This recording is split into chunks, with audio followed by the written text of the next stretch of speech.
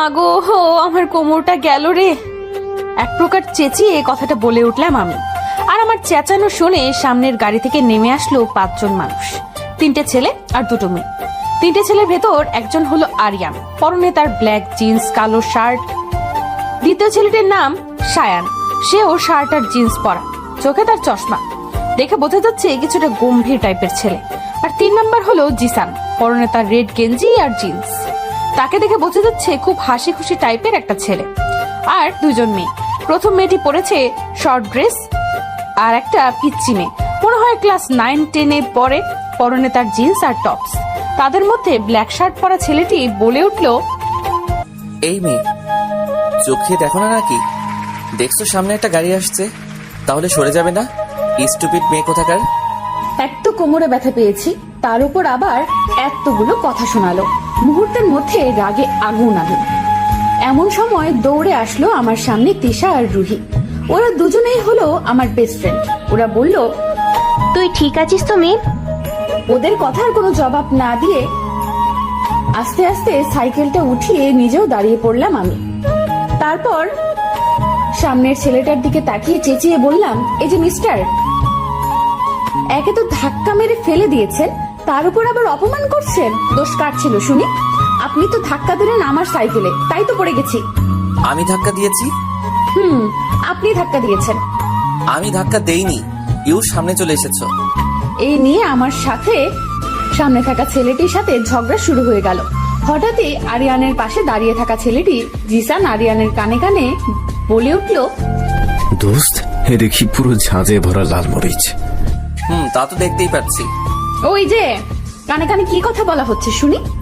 এমন সময় ছেলেটির পাশে দাঁড়িয়ে থাকা একটা মেয়ে বলে উঠল, আরিয়ান চুপ কর, এসব গ্রামের মেয়েদের সাথে কথা বলে পারবি না। গ্রামের মেয়েরা এক একটা চোখ রূপে হয় আর গাইয়া হয়। এই মেয়েটির কথা শুনে ওর পাশে থাকা আরেকটা মেয়ে বলে উঠল, তুলি আপু, এসব কি বলছো তুমি? ঠিকই বলেছি নূর, তুমি চিনো না এইসব মেয়েদের। সামনে মেয়েটির কথা শুনে আরো মাথা গরম হয়ে গেল আমার। আমি সামনের মেয়েটির দিকে তাকিয়ে বললাম, এই যে মিস তুলোর বস্তা, কি সব বলছেন শুনি? গ্রামের মেয়েরা গাইয়া হয়, আর আপনি কি শুনি শহরে থাকলে আর ফাটা জামা পরলে বুঝি স্মার্ট হয়ে যায়? আমার কথা শুনে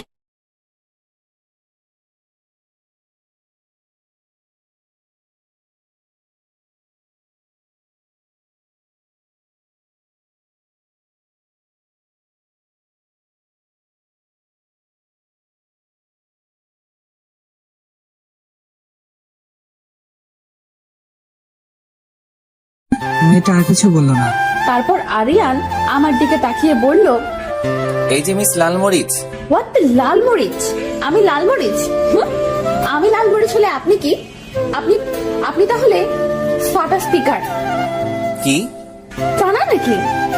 এমন সময় লুঙ্গি ড্যান্স গানের রিংটোন জিসানের ফোনে বেজে উঠল। আচমকা এমন আহামরি একটা গানের রিংটোন শুনে আমি, তিশা, রুহি 3 জনই একসাথে হেসে দিলাম। মুখ থেকে অটোমেটিক বেরিয়ে আসলো, ওরে কি গান রে মাইরি, এই গান কেউ রিংটোন দেয় নাকি? আমার কথা শুনে আরিয়ান বলে উঠল, আমার দোষ দেয় তাতে তোমার কি?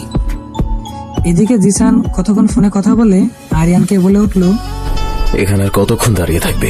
দাদু তো ওয়েট করছে, আর দেরি হলে তো শাস্তি দিবে। ও দেখছো, আমি তো ভুলেই গেছিলাম, এই সব হয়েছে মিস লালমরিচের জন্য। ওই যে মিস্টার ফাটা স্পিকার, এত কথা বলার কিচ্ছু নেই।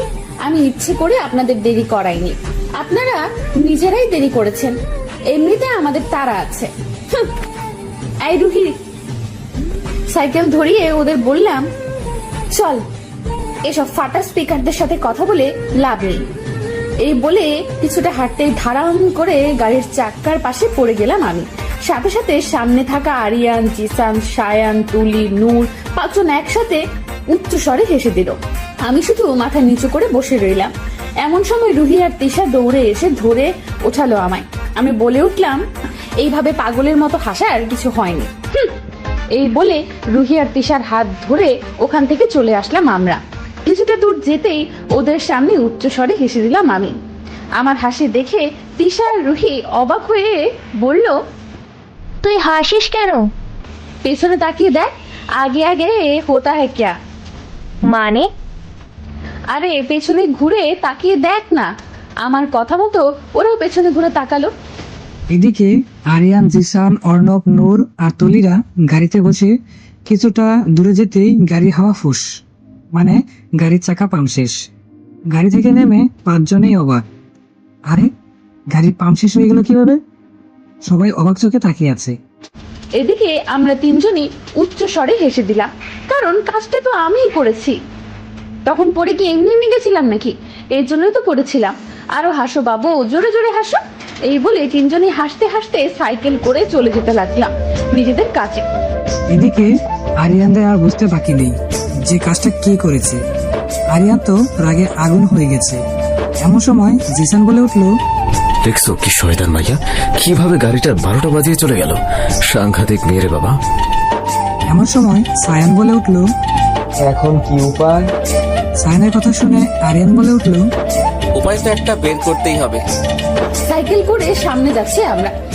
উদ্দেশ্য হলো ফোনে রিচার্জ করাবো। রুহিদের গ্রামের বাড়িতে বেড়াতে এসেছি আমি আর তিশা। বিশেষ কোনো কারণ ছাড়াই এসেছি। গ্রামের বাড়ি বরাবরই ভালো লাগে আমার। আর আমরা তিনজনই অনার্স সেকেন্ড ইয়ারের ছাত্রী। ভার্সিটি বন্ধ, তাই তিনজন মিলে এখানে ঘুরতে এসেছি। রুহির ফ্যামিলিরাও খুব ভালো, বিশেষ করে দাদু আমি খুব ভালোবাসে। আমার ভাবনার মাঝে রুহি বলে উঠলো, কাজটা তুই ঠিক করিসনি কিন্তু। কোন কাজের কথা বলছিস বলতো তুই? আমার কথা শুনে তিশা বলে উঠলো, আরে তুই বুঝতে পারছিস না, টায়ার ফাটার কথা বলছো। ও আর করবো না কেন শুনি? শুধু শুধু কথা শোনালো কেন? আর ওই মেয়েটাকে তো ইচ্ছে করছিল ঠাকতেই একটা থাপ্পড় মারি। কিন্তু এখন যে টায়ার ফাটিয়ে দিলি, এখন ওরা যাবে কি করে? তার উপর ওই ছেলেটা তো বললো দেরি হলে নাকি ওদের দাদু শাস্তি দিবে। দেয় কি আমাদের তাতে? আমাদের সাথে তো আর দেখা হবে না। আর মনু, তুমি এত ওদের হয়ে কথা বলছো কেন বলো তো? ডাল মে কুছ জরুর কুছ কালা হ্যাঁ। আমার কথা শুনে তিশা হেসে বলে উঠলো, আরে মামনি তো ওই চশমা পরা ছেলেটাকে দেখেই তো ক্রাশ খাইছে। তিশার কথা শুনে অবাক হয়ে বললাম আমি, কি ওমা কখন?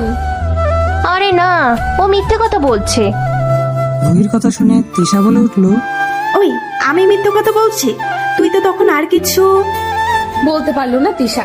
তার আগেই রুহি মুখ চেপে ধরলো তিশার। আর যেটা দেখে আমার আর বুঝতে বাকি রইলো না, আসলে দাল মে ক্যা হ্যায় আসল মে, পুরি তাল হি কালা হ্যাঁ। ওদের কাণ্ড দেখে বলে উঠলাম আমি, বুঝতে পারি ঘটনাটা। তারপর তিনজন একসাথে হাসতে হাসতে চললাম নিজেদের গন্তব্যে। পাক্কা 1.5 ঘন্টা গাড়ি ঠেলতে ঠেলতে তাদের গন্তব্যে পৌঁছালো আরিয়ানরা। ওর থেকে চোখ মুখে বিরক্তির ছাপ স্পষ্ট বোঝা যাচ্ছে। আরিয়ান তো মনে হয় মেয়েটাকে একবার পেলে কি করতো তাও নিজেও জানে না। ধীরে ধীরে বাড়ির ভিতরে পৌঁছালো তারা। বাড়িতে ঢুকতেই সবাই হেসে থাকলো তাদের দিকে। আরিয়ান সবার কাছে গিয়ে কথা বলতে শুরু করলো। এমন সময় আসলো দাদু। আরিয়ান গিয়ে তাকে জড়িয়ে ধরতেই দাদু বলে উঠলো, এত দেরি কেন হলো? আসলে দাদু, আমাদের গাড়িটা নষ্ট হয়ে গিয়েছিল। অমন গাড়ি চালাও কেন যে গাড়ি অর্ধেক রাস্তায় আসতেই নষ্ট হয়ে যায়? আসলে দাদু, হয়েছে, আর কিছু বলতে হবে না। এদিকে আরিয়ান ভাবছে এই সব কিছু ওই মেয়েটার জন্য হয়েছে। আরেকবার দেখা হোক, মজা বুঝাবো। এমন সময় বাড়ির ভিতর প্রবেশ করলো মিম, তিশা আর রুহি। ওদের দেখে রীতিমতো অবাক হলো আরিয়ান, সায়ান, জিসান, নূর আর তুলি। 5 জনেই অবাক চোখে তাকিয়ে আছে ওদের দিকে। বাড়ির ভিতরে ঢুকতেই সামনে তাকাতে চোখ রসগোল্লা হয়ে। হাই রে, এরা এখানে কেন? এখন কি হবে? দেয়ালের সাথে চেপে ধরে দাঁড়িয়ে আছে আরিয়ান, আর আমি ভয়ে কাচুমাচু হয়ে তাকিয়ে আছি তার দিকে। আগে যদি জানতাম ওনার সাথে আবার দেখা হয়ে যাবে, তাহলে জীবনেও টায়ার ফাটানো তো দূরে থাক, টায়ারের কাছেও যেতাম না আমি। কে জানতো এই ফাটা স্পিকার রুহির কাজিন হবে? কিছুক্ষণ আগে নিচে ওনাদের দেখে অবাক হলাম আমরা, সাথে ওনারও বেশ অবাক হয়েছে আমাদের দেখে, সেটাও বেশ বুঝতে পারছি আমি। রুহি তো মনে মনে বহুত খুশি, তার ক্রাশও আছে এখানে। রুহি নাচতে নাচতে গেল তার মায়ের কাছে জিজ্ঞেস করতে, এরা এখানে কেন? আমিও গিয়ে রুহির পাশে গিয়ে দাঁড়ালাম। আন্টি রুহির কথা শুনে বলে উঠলো, ও তোর রেনুর ফুপির ছেলে মানে তোর ফুপাতো ভাই, আর নূর হলো ওর ছোট বোন মানে তোর ফুপাতো বোন, আর বাকিরা হলো ওর বন্ধুরা। ওরা সবাই একসাথে ভার্সিটি ফাইনাল ইয়ারে পড়ে, আর নূর ক্লাস 10-এ। ওরা কখনো গ্রামে আসেনি, তা এসেছে এবার গ্রাম ঘুরে দেখতে। কিন্তু এই ভাইকে আর নূরকে আগে কোথাও তো দেখিনি।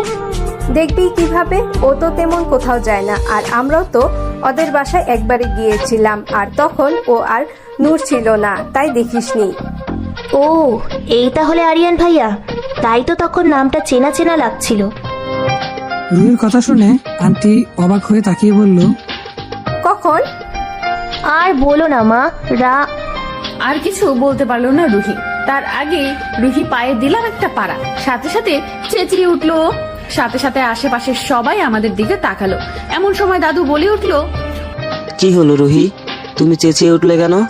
ও কি বলবে আর? আগেই আমি বলে উঠলাম, ও কিছু না দাদু ভাই, ও সামনে একটা টিকটিকি দেখে চেঁচিয়ে উঠলো আর কি।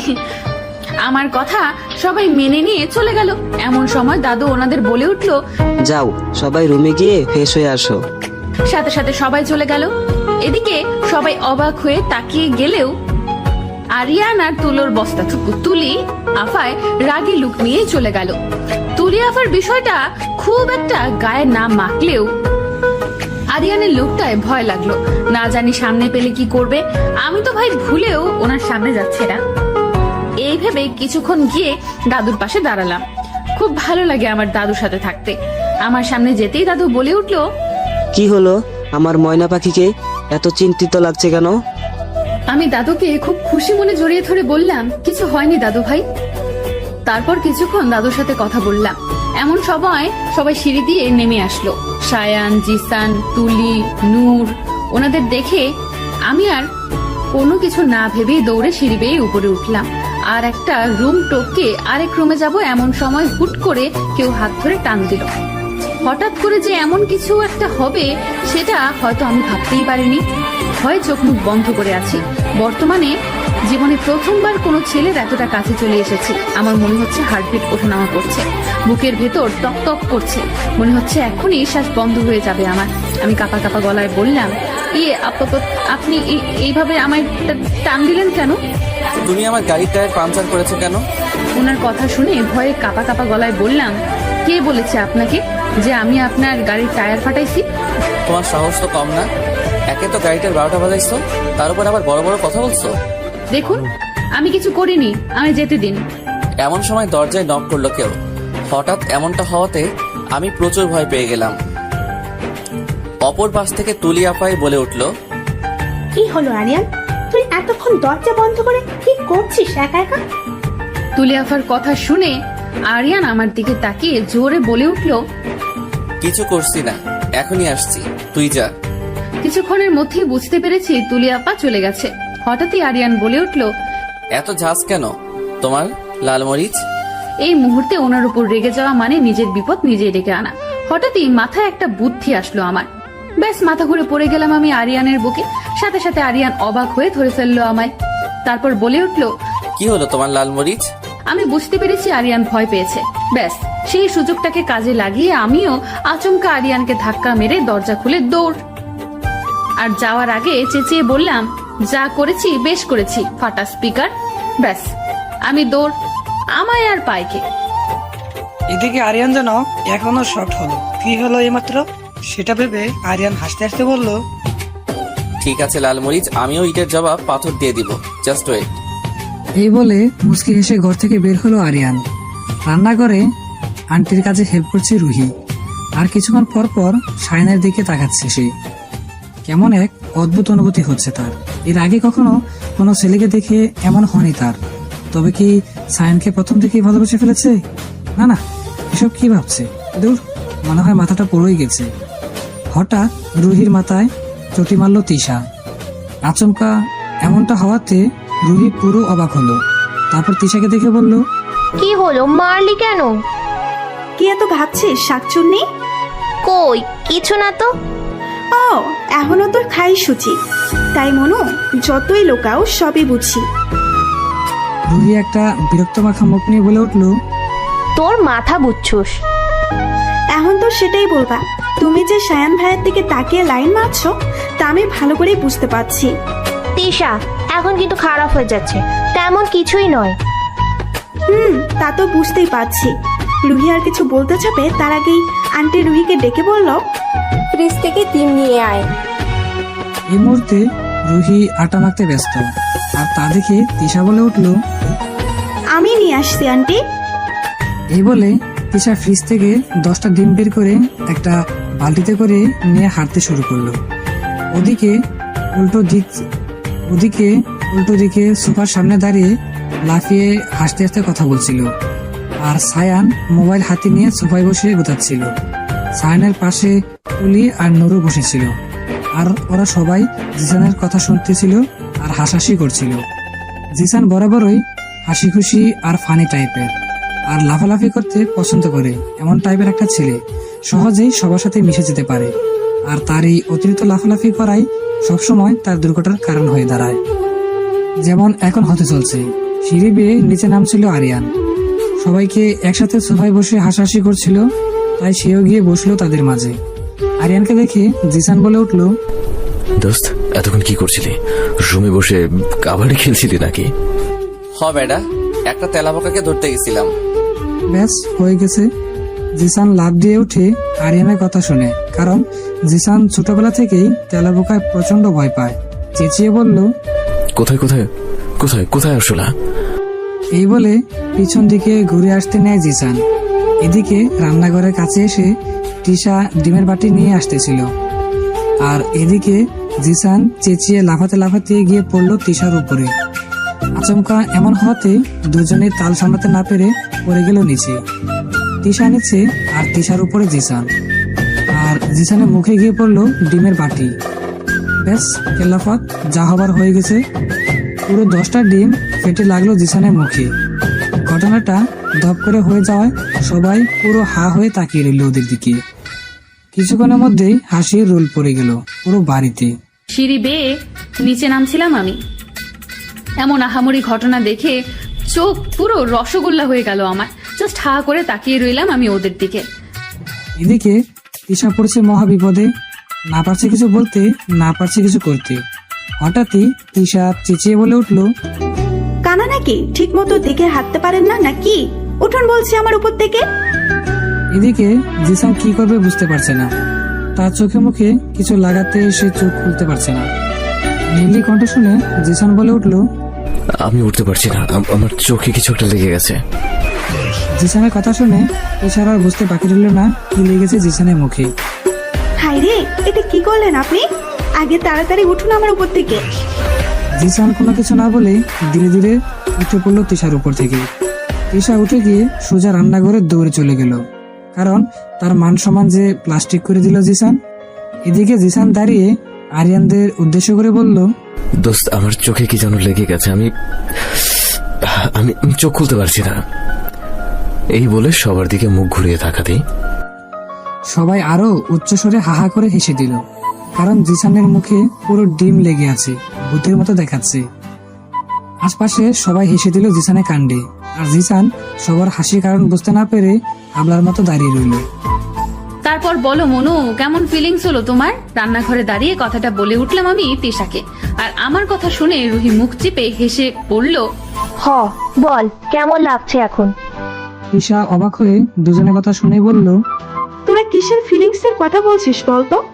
লে খুকি রুহি, দেখ বান্ধবী তো বুঝতেই পারছে না। আমার কথা শুনে রুহি হেসে বলে উঠল, দেখছি তো।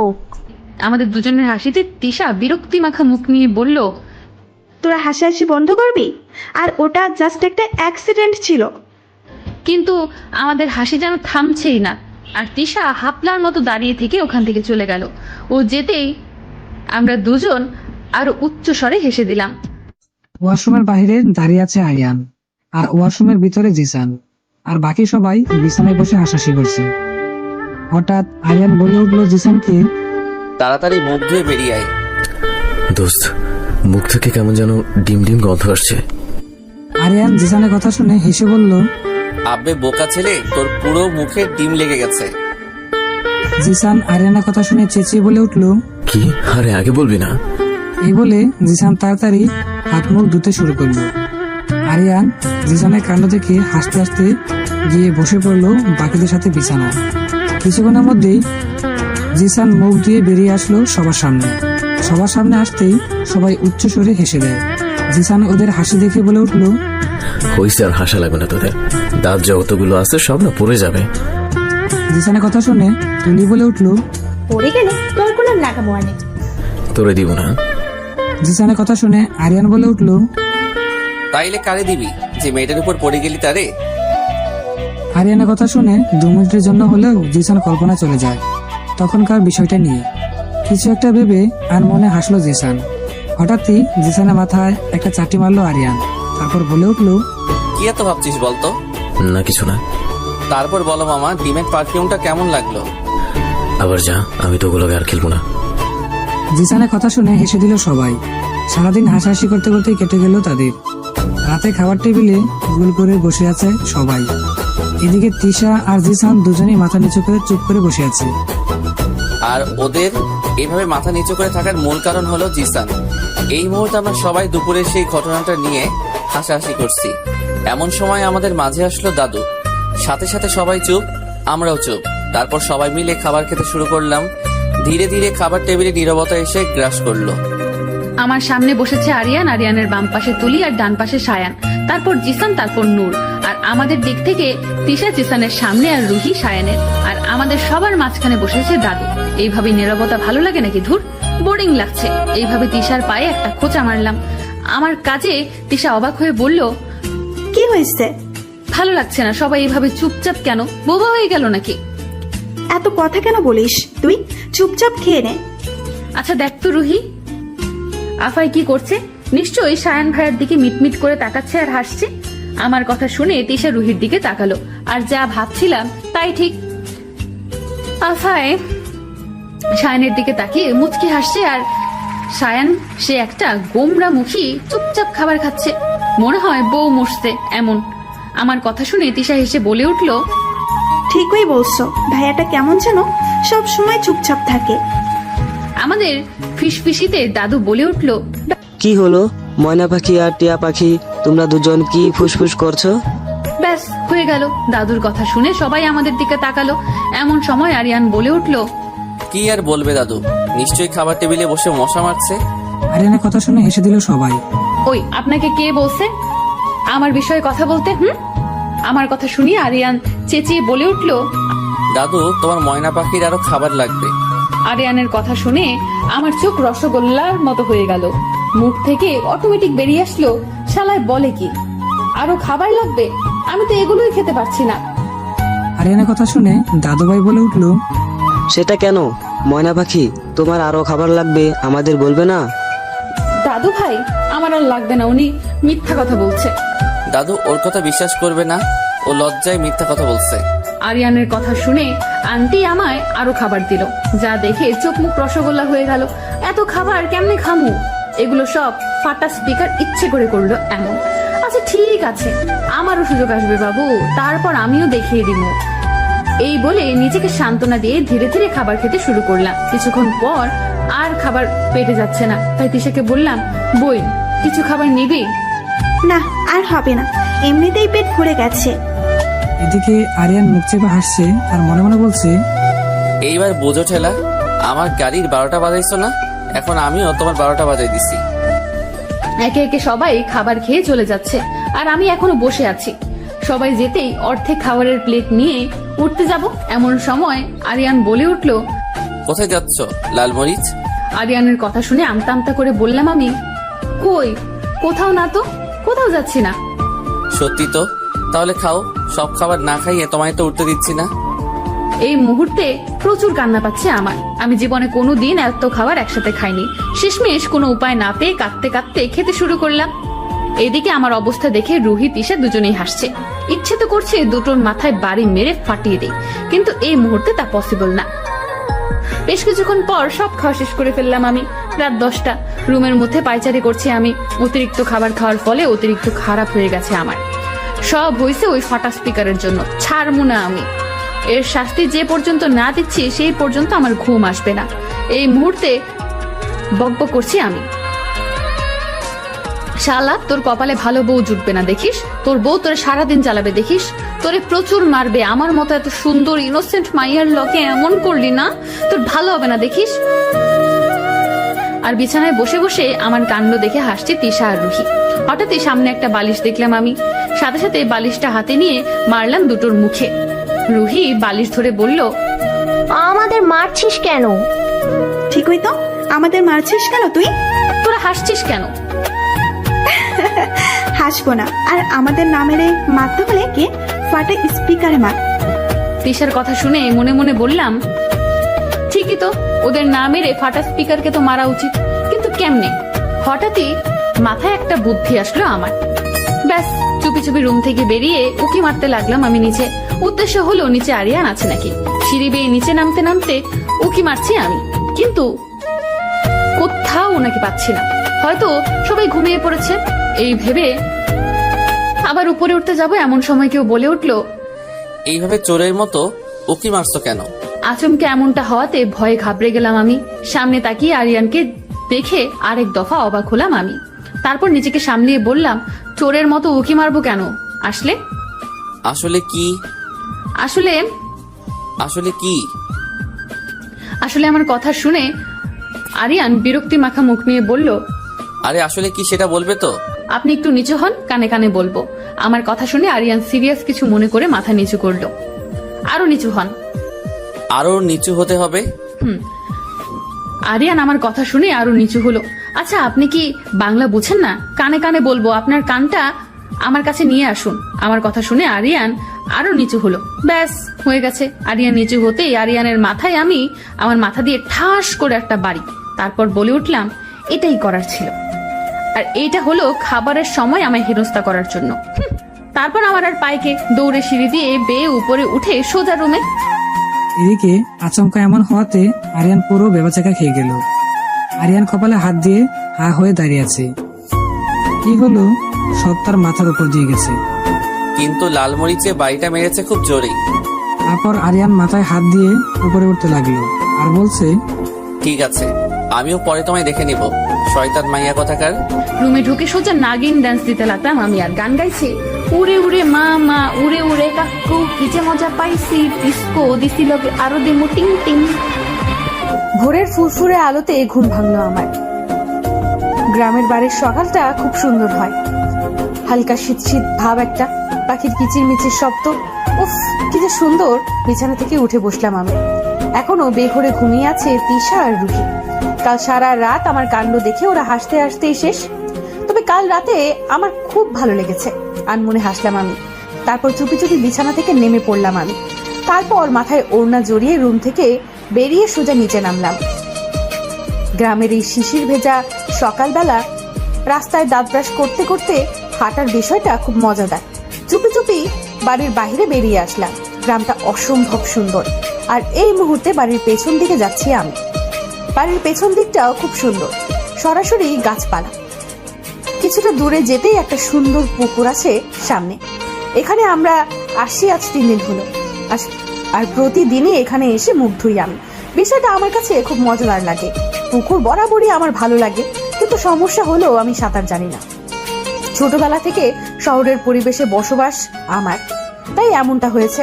প্রথম প্রথম খুব ভয় লাগলেও এখন আর লাগে না। বর্তমানে সেখানে যাওয়ার উদ্দেশ্যেই হাঁটছি আমি।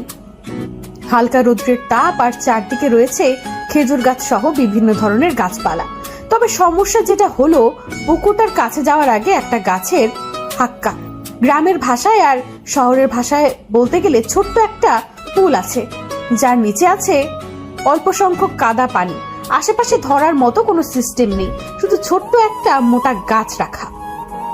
এই জিনিসটা পার হতে প্রতিদিনই সমস্যা হয়। মনে হয় কখন যে পড়ে যায় ওই কাদা পানির মধ্যে। তবে পড়ে গেলে তেমন একটা প্রবলেম না হলেও পুরো জামা কাপড় ভিজে কাদায় মেখে যাব আমি, আর যেটা আমি মোটেও চাচ্ছি না। প্রতিদিনের মতো জুতো খুলে হাতে নিলাম, তারপর ধীরে ধীরে পুলটা পার করতে লাগলাম আমি।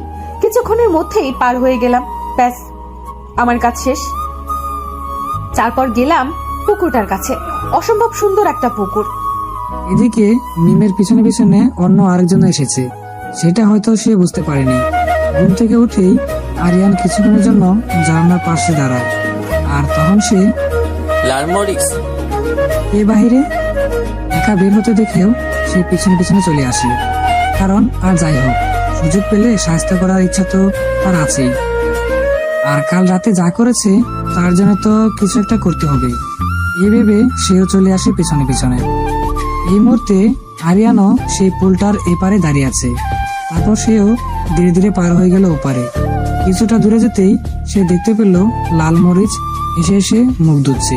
কিছুক্ষণের জন্য হলেও আরিয়ানের চোখ আটকে যায় মিমের ঠোঁটের হাসির দিকে। কিছুক্ষণ তাকিয়ে রইল আরিয়ান তার দিকে। বেশ কিছুক্ষণ পর সিঁড়ি বেয়ে উপরে উঠলাম। আচমকা সামনে ফাটা স্পিকার দেখে চমকে উঠলাম আমি। এই রে, এখন এখানে একা পেয়ে মারবে নাকি আমায়? একদম কথা না বলে চুপি চুপি এখান থেকে যেতে হবে আমায়, এই ভেবে দ্রুত গতিতে হাঁটা শুরু করলাম আমি। হঠাৎই মনে হলো কোথাও একটা আটকে গেছে উনি, তাই বলে উঠলাম, এইভাবে তাকিয়ে কি দেখছেন বলুন তো? কারো কণ্ঠ শুনে আরিয়ান তার ভাবনা থেকে বেরিয়ে আসলো। তারপর বলে উঠলো, কই না, কিছু না তো। ও, তাই এখানে কি করছেন? তেমন কিছু নয়। ও ঠিক আছে, এই বলে আমি চললাম। এদিকে আরিয়ান শুধু তাকিয়ে রইল মিমের যাওয়ার পানে। হঠাৎই আরিয়ান বলে উঠলো, এখানে কি করছিলে? আরিয়ানের কথা শুনে থেমে গেল মিম। তারপর বলে উঠলো, না তেমন কিছু না, ওই পুকুরটার কাছে আসছিলাম মুখ ধুতে। ও, তবে এখন কোথায় যাচ্ছ? বাড়িতে। ও আচ্ছা, ওয়েট, একসাথে যাব। আমিও মুখ ধুয়ে আসি। আনমনে হেসে বললাম আমি, ঠিক আছে। আরিয়ানের এমন স্বাভাবিক ব্যবহার দেখে মিমের কেমন যেন লাগছে। উনি কি ভুলে গেলেন নাকি কাল রাতের বিষয়টা? যাক, ভালো হয়েছে, যেমনটা ভেবেছিলাম তেমন কিছু নয়। কিছুক্ষণের মধ্যে আরিয়ান চলে আসলো। তারপর আরিয়ান মিমের সামনে এসে বলে উঠলো, চলো তাহলে যাওয়া যাক। কেন জানি মনের ভেতর ফু ডাকছে, নিশ্চয়ই ডাল মে কুচ কালা হ্যাঁ, তা না হলে এতটা স্বাভাবিক ব্যবহার ঠিক হজম হচ্ছে না তো। আমার ভাবনার মাঝে আরিয়ান বলে উঠলো, কি হলো, চলো। চলুন। তারপর আর কিছু না ভেবে চললাম আমি আর আরিয়ান একসাথে। এবার সমস্যা হলো আরেকটা, এখন এই পুলটা কি করে পার করব? যদি পড়ে যাই মান সম্মান সব তো ফালুদা হয়ে যাবে। বি পজিটিভ মিন, আরিয়ান আমার আগেই চলে গেছে, এখন আমি বাকি আছি। কি করে পার হব বুঝতে পারছি না, বারবার মনে হচ্ছে আমি পড়ে যাব। তার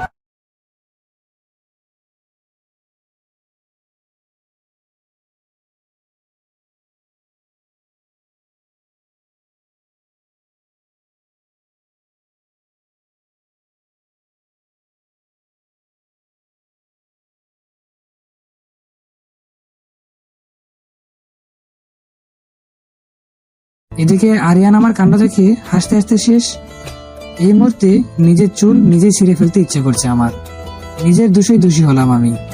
ওদিকে আরিয়ান হাসতে হাসতে বলল, এই জন্যই বলেছিলাম হেল্প লাগবে, কিন্তু মহারানীর তো হেভি অ্যাটিটিউড, যার পরিণতি এমন হয়েছে। এই বলে হাসতে লাগলো আরিয়ান। আর মিম শুধু হাবলার মতো তাকিয়ে রইল।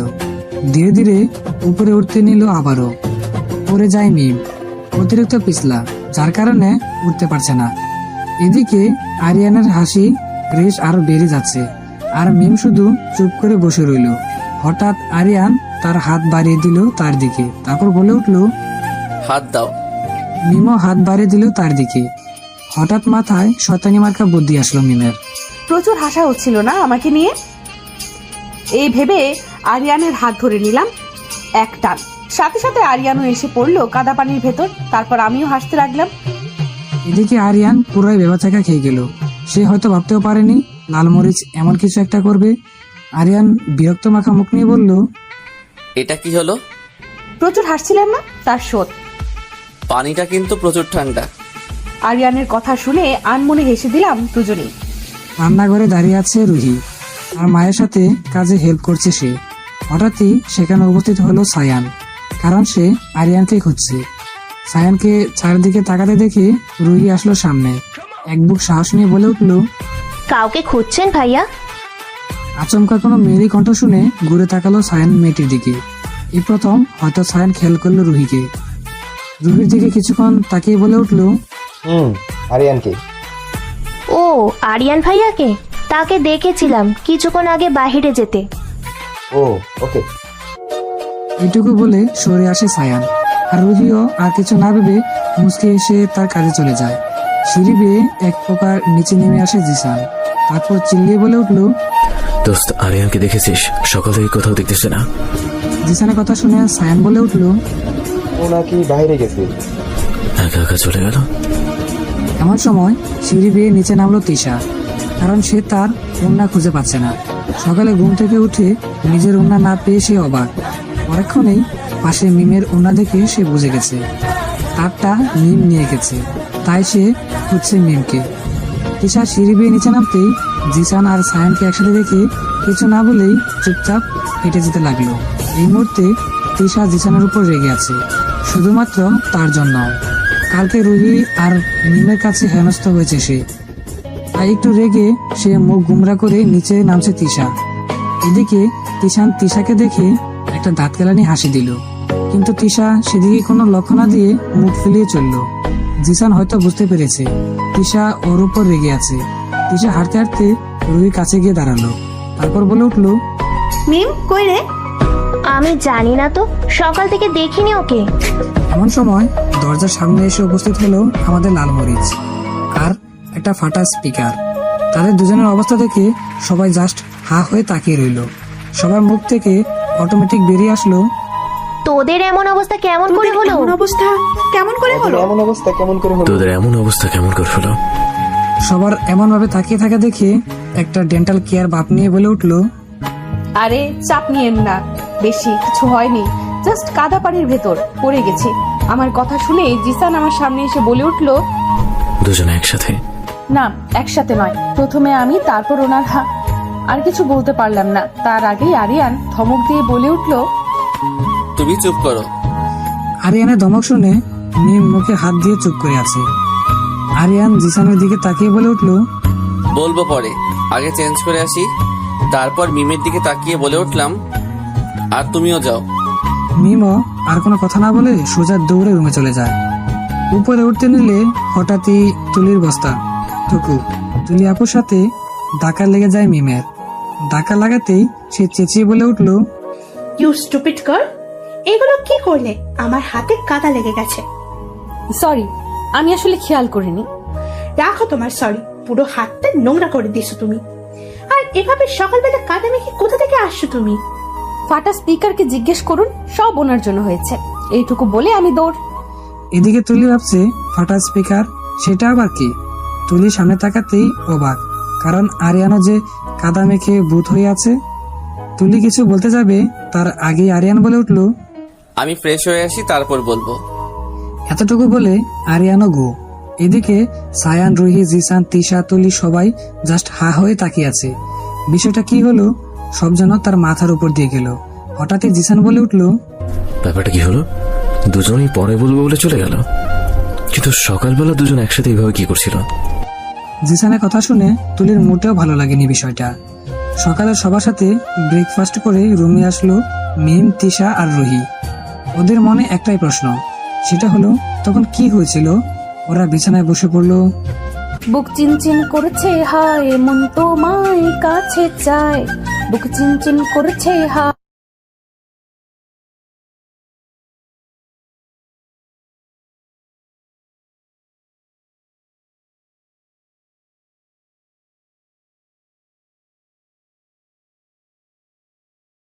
আমি আর রুহি। তারপর রুহিকে বলে উঠলাম, তুই একটা গান গা, তা না হলে সকালের পার্টি জমবে না। রুহি আমার কথা শুনে হেসে বলল, ঠিক আছে, 1 2 3। বিধি তুমি বলে দাও আমি কার, দুটি মানুষ একটি মনের দাবিদার। রুহির গান শুনে হেসে দিলাম, তিশা আর আমি দুজনে। তারপর রুহি আর তিশা দুজনেই বলে উঠলো, এখন বল কি হয়েছিল? তখন তোরা দুইজন এইভাবে ভূত কেন হয়েছিলি? তোরা শুনবি? বল। শুনতেই হবে? ঠিক আছে, কাছে আর বলছি। আমার কথা শুনে তিশা অবাক হয়ে বলল, কাছে আসতে হবে কেন?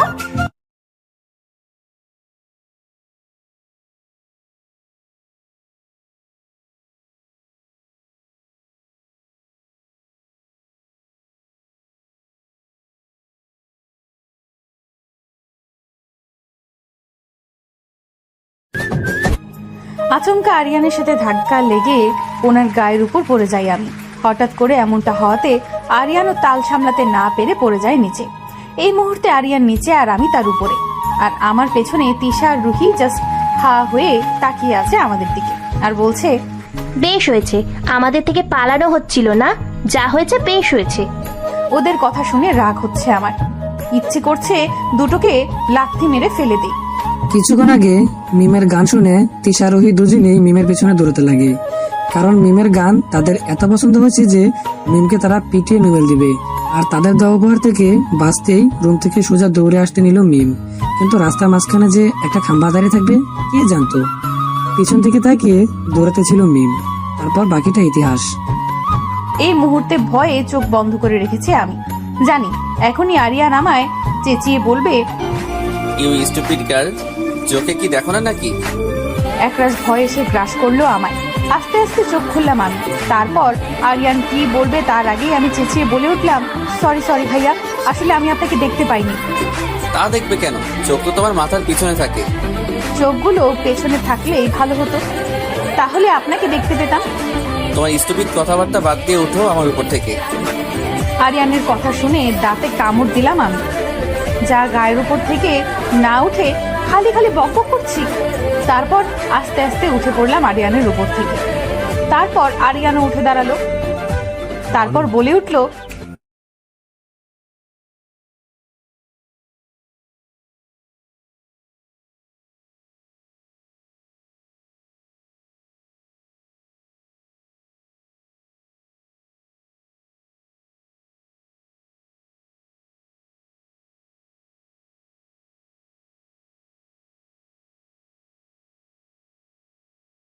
এই বলল আরিয়ানকে, তুই আবার এই মেয়েদের সাথে কথা বলছিস?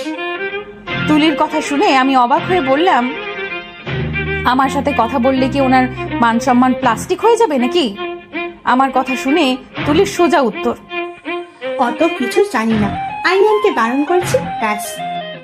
এতক্ষণ পর আরিয়ান বলে উঠলো, ওসব কথা বাদ দিয়ে এখন চল। আমি আরিয়ানের কথা শুনে বললাম, কোথায় যাচ্ছেন আপনারা? সেটা তোমার না জানলে চলবে। এতটুকু বলে তুলিয়াফা আরিয়ানদের হাত ধরে নিয়ে গেল। ওদের এমন কাজ দেখে মুখ থেকে অটোমেটিক বেরিয়ে আসলো, ও বাবা, এ দেখি টুরু লাভ। মিমের কথা শুনে জিসান হাসলো। তারপর তাদের পিছন পিছন সায়ান, জিসান আর নূর তিনজনই গেল। এমন সময় নূর পিছন ঘুরে বলে উঠলো, আপু, আমরা ঘুরতে যাচ্ছি, তোমরাও চলো আমাদের সাথে। নূরের কথা শুনে মুচকি হাসলাম আমি। তারপর বলে উঠলাম, আমরা গেলে তুলোর বস্তা থুকু তোমাদের তুলিয়াফার প্রচুর রেগে যাবে, তাই তোমরাই যাও। মিমের কথা শুনে হাসলো নূর। তারপর আর কিছু না বলে সেও চলে গেল তাদের সাথে। মেয়েটা খুব ভালো, কি সুন্দর মিষ্টি করে কথা বলে। এমন সময় পিছন থেকে মিমকে জাপটে দিল তিশা আর রুহি। তারপর বলল, এখন ছাড়ছি না তোকে, আগে বল কি হয়েছিল তখন। শেষমেশ আর কোনো উপায় না পেয়ে ওদের সব বললাম। আমার কথায় ওরা হাসলো খুব, অবশ্য হাসারই কথা। গ্রামীণ রাস্তায় ঘুরে বেড়াচ্ছে মিম, তিশা আর রুহি, আর হাজার হাজার সেলফি তুলছে। হঠাৎই সামনে থেকে একটা ভ্যান গাড়ি এলো, সাথে সাথে সেটাকে থামিয়ে সবাই উঠে পড়লো। উদ্দেশ্য পুরো গ্রাম ঘুরে দেখবে। গ্রামের বাড়িতে ভ্যানে করে ঘোরার মজাই আলাদা। ভ্যানের উপর দাঁড়িয়ে গান গাইছে মিম, যাইমু লং যাইমু বা যাইমু বাংলা গান, তুমি আমি দুজনে মিল্লা করমু কত ফান। আমার গান শুনে তিশা বলে উঠলো, এখানে আমরা তিনজন আছি কিন্তু, আর গানটা তোর জামাইয়ের সাথে থাকলে গাবি। এখন জামাই নাই, তোরা আসুস, যখন হইবে তখন দেখমু আনে। হাও, সেই সময় তো আমাকে খুইলা যাবি। তখন মনে রাখা কি লাভ। আমার কথা শুনে দুজনেই একসাথে বলল, কি কি?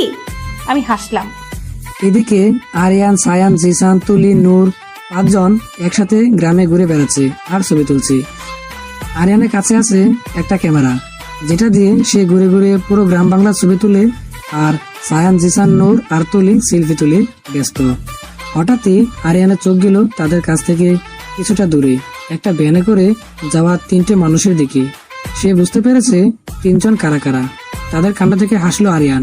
লাল মরিচের কাণ্ড দেখে আরিয়ান বলে উঠলো, পাগলি মেয়ে একটা। হঠাৎ ডাক পড়লো আরিয়ানের। আরিয়ানও আর কিছু না ভেবে আরেকবার ওদের দিকে তাকিয়ে চলে গেল জিসানেদের কাছে। পাক্কা 30 মিনিট ভ্যানে করে ঘুরে নামলাম আমরা। তারপর ইয়া বড় একটা মাঠের দিকে হাঁটতে লাগলাম আমরা তিনজন একসাথে। হঠাৎ তিশা বলে উঠল, দোস্ত, ঘুরতে ঘুরতে ক্ষুধা লেগে গেছে তো। আমারও। কিন্তু এই মুহূর্তে খাবার কোথায় পাবো?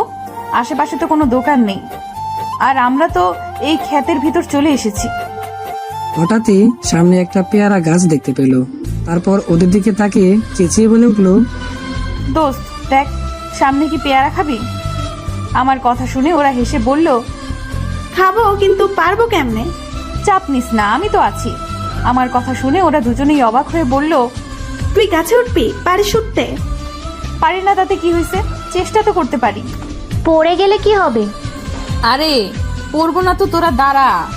এই বলে আমি কোমরে ওড়না বেঁধে গাছে উঠতে লাগলাম। কিছুক্ষণের মধ্যেই উপরে উঠে গেল।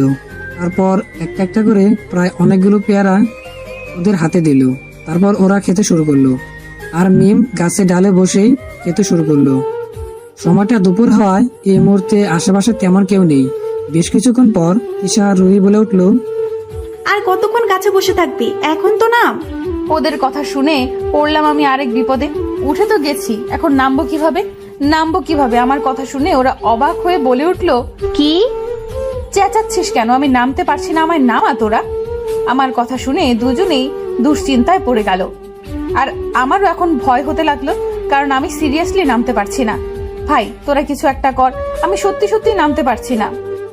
এমন সময় ওখানে এসে উপস্থিত হলো আরিয়ান, সায়ান, জিসান, তুলি আর নূর। জিসান জিজ্ঞেস করলো, তোমরা এখানে কি করছো?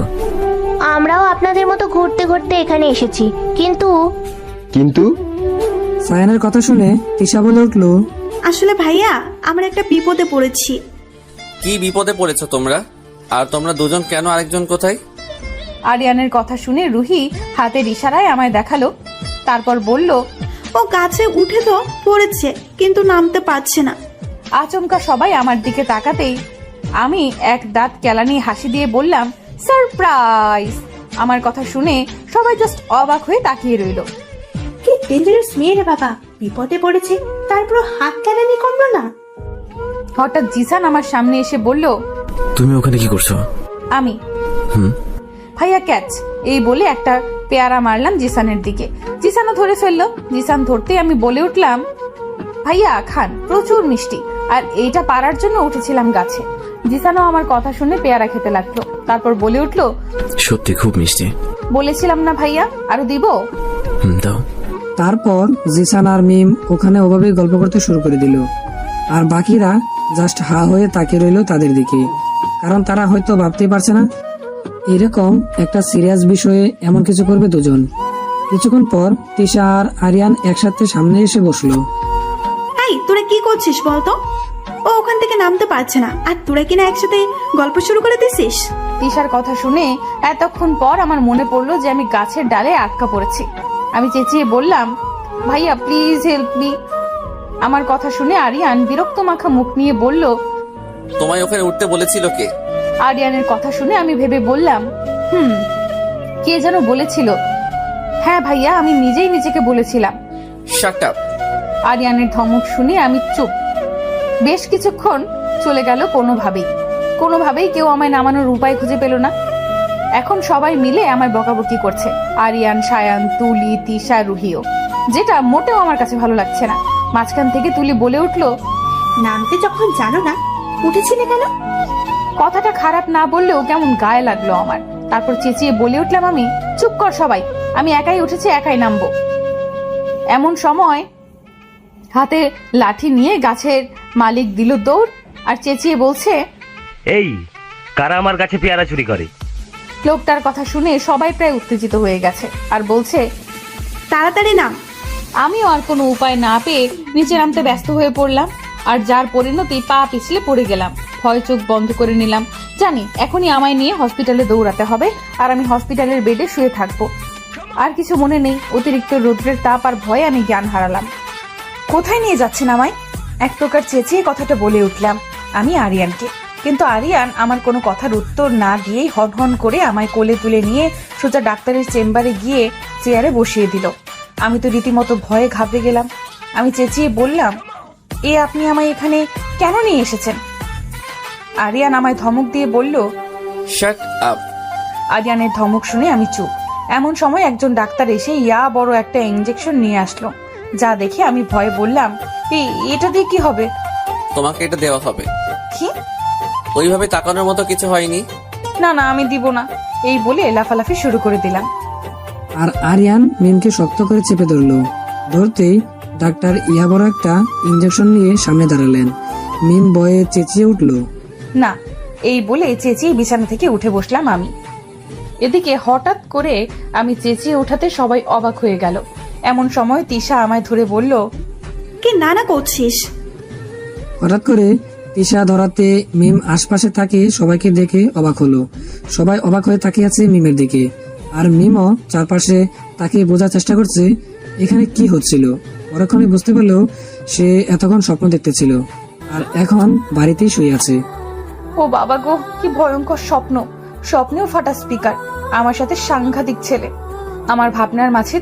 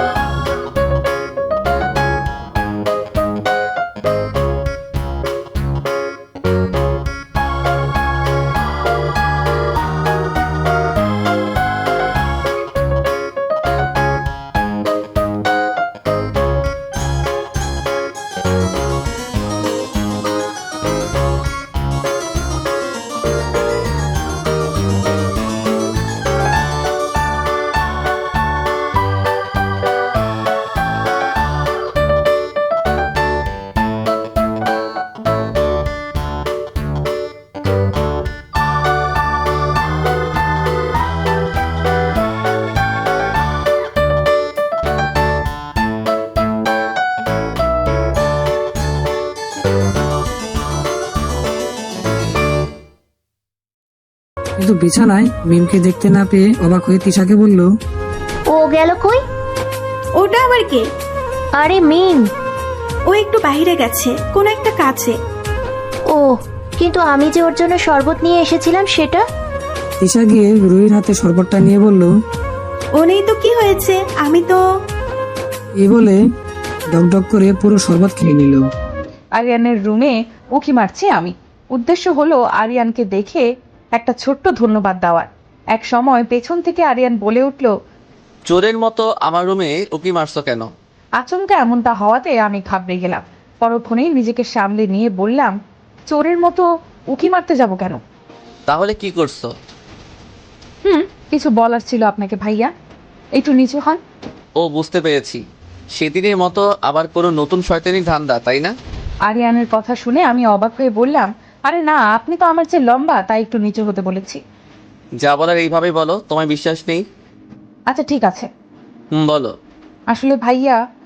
একদম আসলে আসলে করবে না, যা বলবে সোজা সাপটা বলে ফেলো। আমাকে হেল্প করার জন্য অসংখ্য ধন্যবাদ ভাইয়া আপনাকে। ও, এই ব্যাপার, ঠিক আছে। এতটুকু বলে মুচকি আসলো আরিয়ান। ঠিক আছে ভাইয়া, আমি তাহলে এখন আসি, পরে কথা হবে। আমার কথায় হাসলো আরিয়ান, তারপর বলল, ঠিক আছে বাই।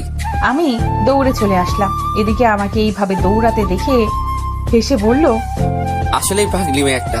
তারপর চলে আসলাম রুমে। সন্ধ্যা 7।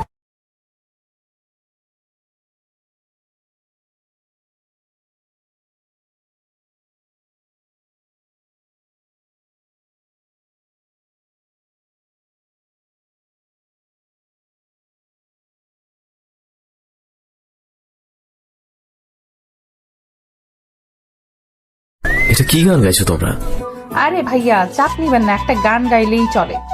তুমি তো তুমি, তা করছো কি তোমরা? এই তো ভাইয়া লুডো খেলছি মোবাইলে, আপনি খেলবেন? মিমের কথা শুনে তিশা একটা গোতা মারলো।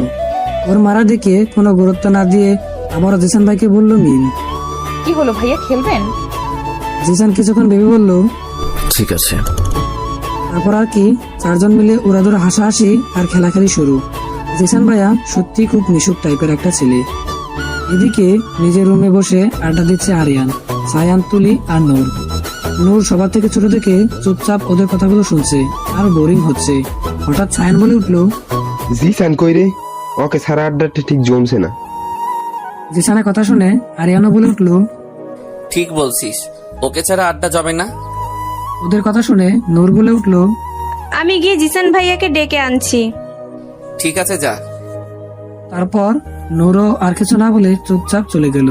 খুঁজতে খুঁজতে নূর চলে এলো তাদের রুমে। খেলার মাঝখানে নূরকে দেখে অবাক হলো সবাই।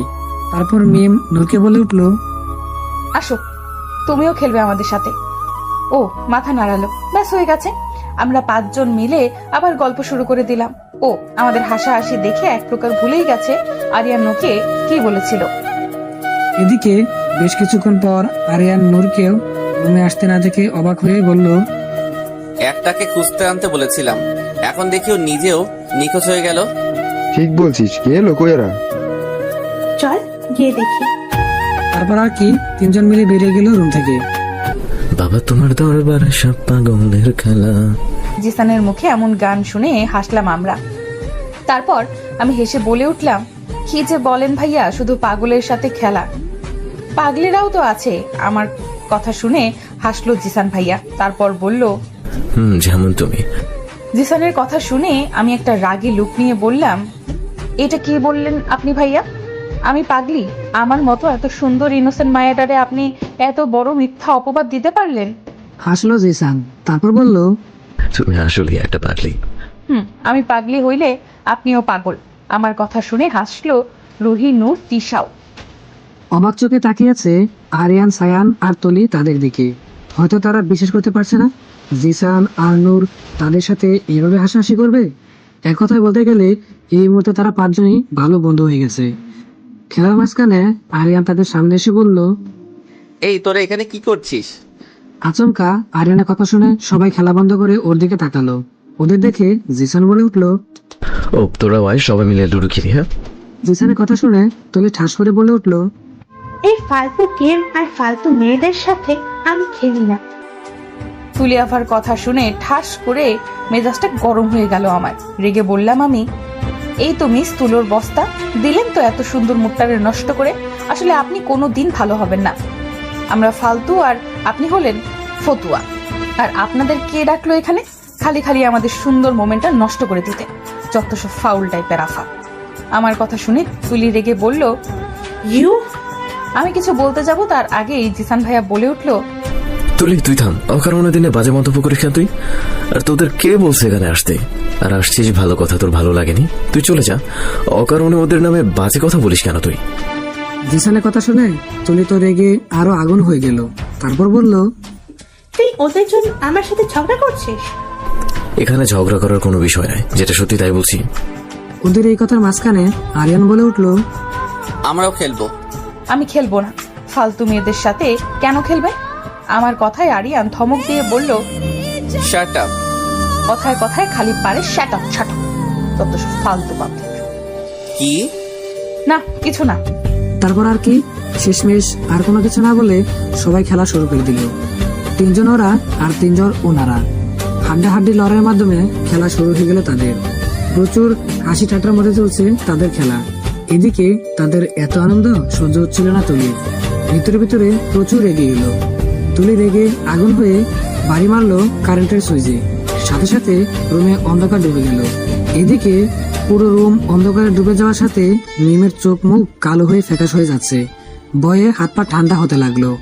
শ্বাস মনে হয় বন্ধ হয়ে যাবে এখনই তার। এদিকে তিশা রুহি দুজনে বুঝে গেছে এখন কি হতে চলছে। তিশা তাড়াতাড়ি দৌড়ে এসে মিমের মাথা ওর বুকের সাথে জড়িয়ে ধরে বলল, কিছু হবে না, চোখ বন্ধ করে রাখ। ওর কথা শুনে আমি ওকে শক্ত করে জড়িয়ে ধরে চোখ বন্ধ করে দিলাম। এটা হলো আমার একটা দুর্বলতা। অন্ধকার রুম আমার একদম সহ্য হয় না। ছোটবেলা থেকেই এই জিনিসটা আমায় কুড়ে কুড়ে খাচ্ছে। জীবনের সবচেয়ে বড় ভয়ঙ্কর বিষয় হলো আমার কাছে অন্ধকার রুম।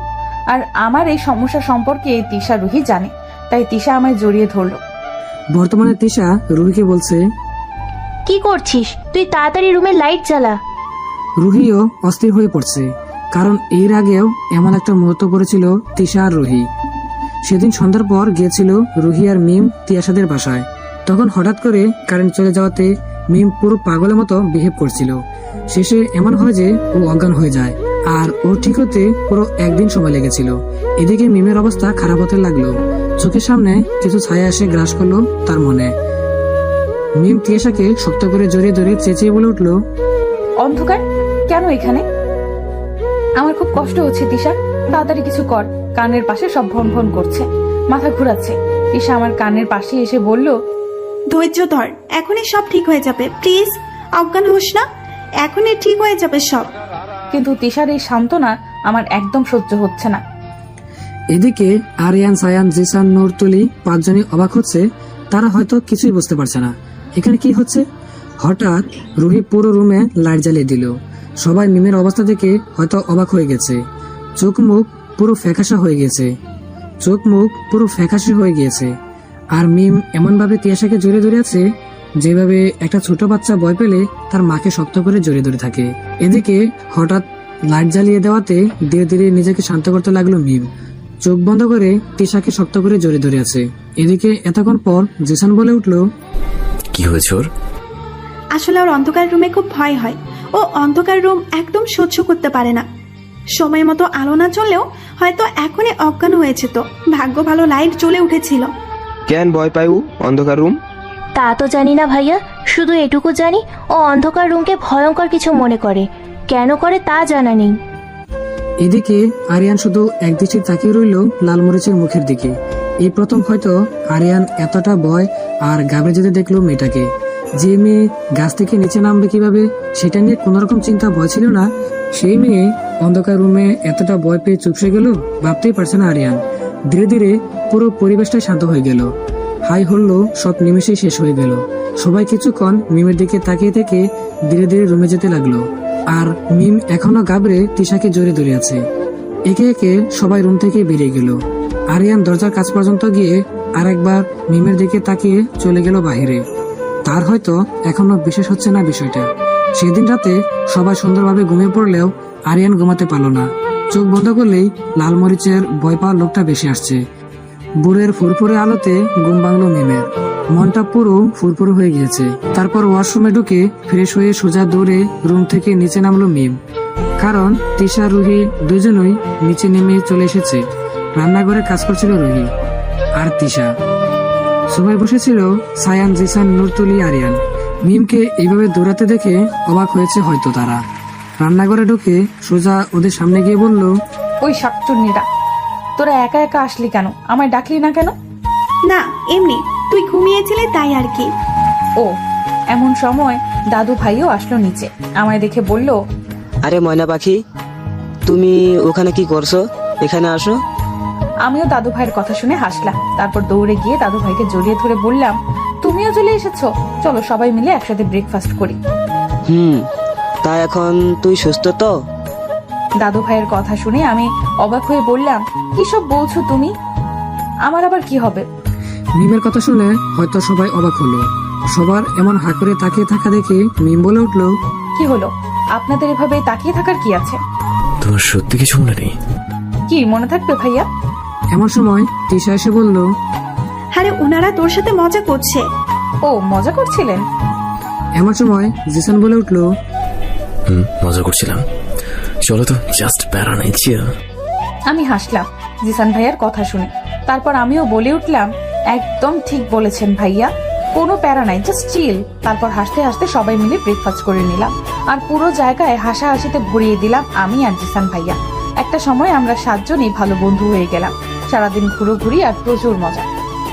এদিকে আরিয়ান ভিতরে ভিতরে জেলাস ফিল করছে, কারণ লালমরিচ একটু বেশি জিসানের সাথে প্রিয় হয়ে গেছে, যেটা মোটেও ভালো লাগছে না আরিয়ানের।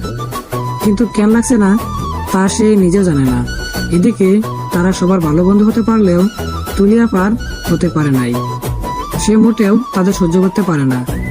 আর হঠাৎ করে আরিয়ানের সাথে মিশামিশি তার একদমই পছন্দ হয় না। যেমন হুট করে পড়ে গেলে আরিয়ান তাকে ধরে ফেলে, তাই সে মনে মনে একটা ফান দিয়ে আটকালো মিমকে সাহায্য করার জন্য। আর সেটাই হয়তো তুলির ভয়ঙ্কর রূপ প্রকাশ করাবে। বাচ্চাদের সাথে ক্রিকেট খেলবে জিসান আর সায়ান। আরিয়ানকে বলেছিল, কিন্তু সে এই মুহূর্তে ব্যস্ত আছে, তাই সে পরে খেলবে। তাই সে মোবাইল হাতে নিয়ে বসে আছে একটা চেয়ারে। আর আরিয়ানের কাছ থেকে কিছুটা দূরে বসে আছে তিশা, রুহি আর নূর। তারা খেলা দেখতে ব্যস্ত। প্রথম টসে জিসান জিতে গেল আর সে প্রথমে ব্যাটিং করবে। সময়টা বিকেলবেলা, কম হলেও 5টা বাজে।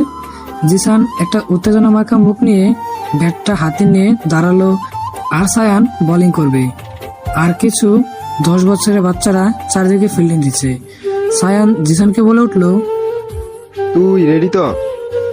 জিসান একটা অ্যাটিটিউড মার্কা লুক নিয়ে বলল, দেখবি প্রথম বলেই 6। জিসানের কথা শুনে সায়ান বলে উঠলো, ঠিক আছে, আগে মার তো, তোর দৌড় কত দূর জানা আছে আমার।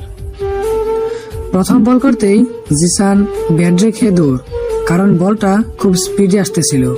জিসানের কাণ্ড দেখে তিয়াশা এবং ওখানে উপস্থিত সবাই হেসে দিল। জিসান সবার হাসি দেখে পুরো মাঠ ঘুরে দৌড়ে এসে জায়গায় দাঁড়িয়ে বলল, এত হাসার কি আছে, আমি একটু ব্যায়াম করছিলাম। জিসানের কথা শুনে হাসলো সায়ান, তারপর বলল, ঠিক আছে, এবার রেডি তো? সায়ান আবারও দৌড়ে এসে বল করতে যাবে, এমন সময় জিসান হাত দিয়ে সায়ানকে থামতে বলল। সাথে সাথে সায়ান থেমে গেল, তারপর বলে উঠলো, কি হলো আবার? দাঁড়া, এক গ্লাস পানি খেয়ে নেই। এই বলে জিসান দিল আবার দৌড়। সোজা আরিয়ানের সামনে গিয়ে দাঁড়ালো। তারপর আরিয়ানের পাশে থাকা টেবিলের উপর জগ থেকে 1 গ্লাস ডমটক করে পানি খেয়ে নিল। জিসান আবার দৌড়ে। জিসানের কাজে মজা নিচ্ছে সবাই, জিসান নিজেও মজা পাচ্ছে। জিসান আবার ব্যাট নিয়ে দাঁড়াতেই সায়ান বলে উঠলো, তুই কি খেলবি নাকি আমরা চলে যাব? সায়ানের কথা শুনে জিসান বলে উঠলো, আরে দাঁড়া, একটু সময় দে, দেখবি প্রথম বলেই 6। বুঝতে পারছি, এখন বল করি। সায়ান আবারও দৌড়ে বল করে আসতে লাগলো। প্রথম বলে জিসান বল দেখতেই পেল না, মারবে কি? জিসানের কাণ্ডে সবাই হাসছে। জিসান একটু মিনমিন করে বলল, হ্যাঁ, তো হাসার কি আছে? তুই কি আদৌ খেলা জানিস? এরকম অনেক অনেক কিছু বলছে জিসানকে। জিসান শুধু মাথা নিচু করে রয়েছে। এদিকে সবাই জিসানকে নিয়ে হাসাহাসি করছে।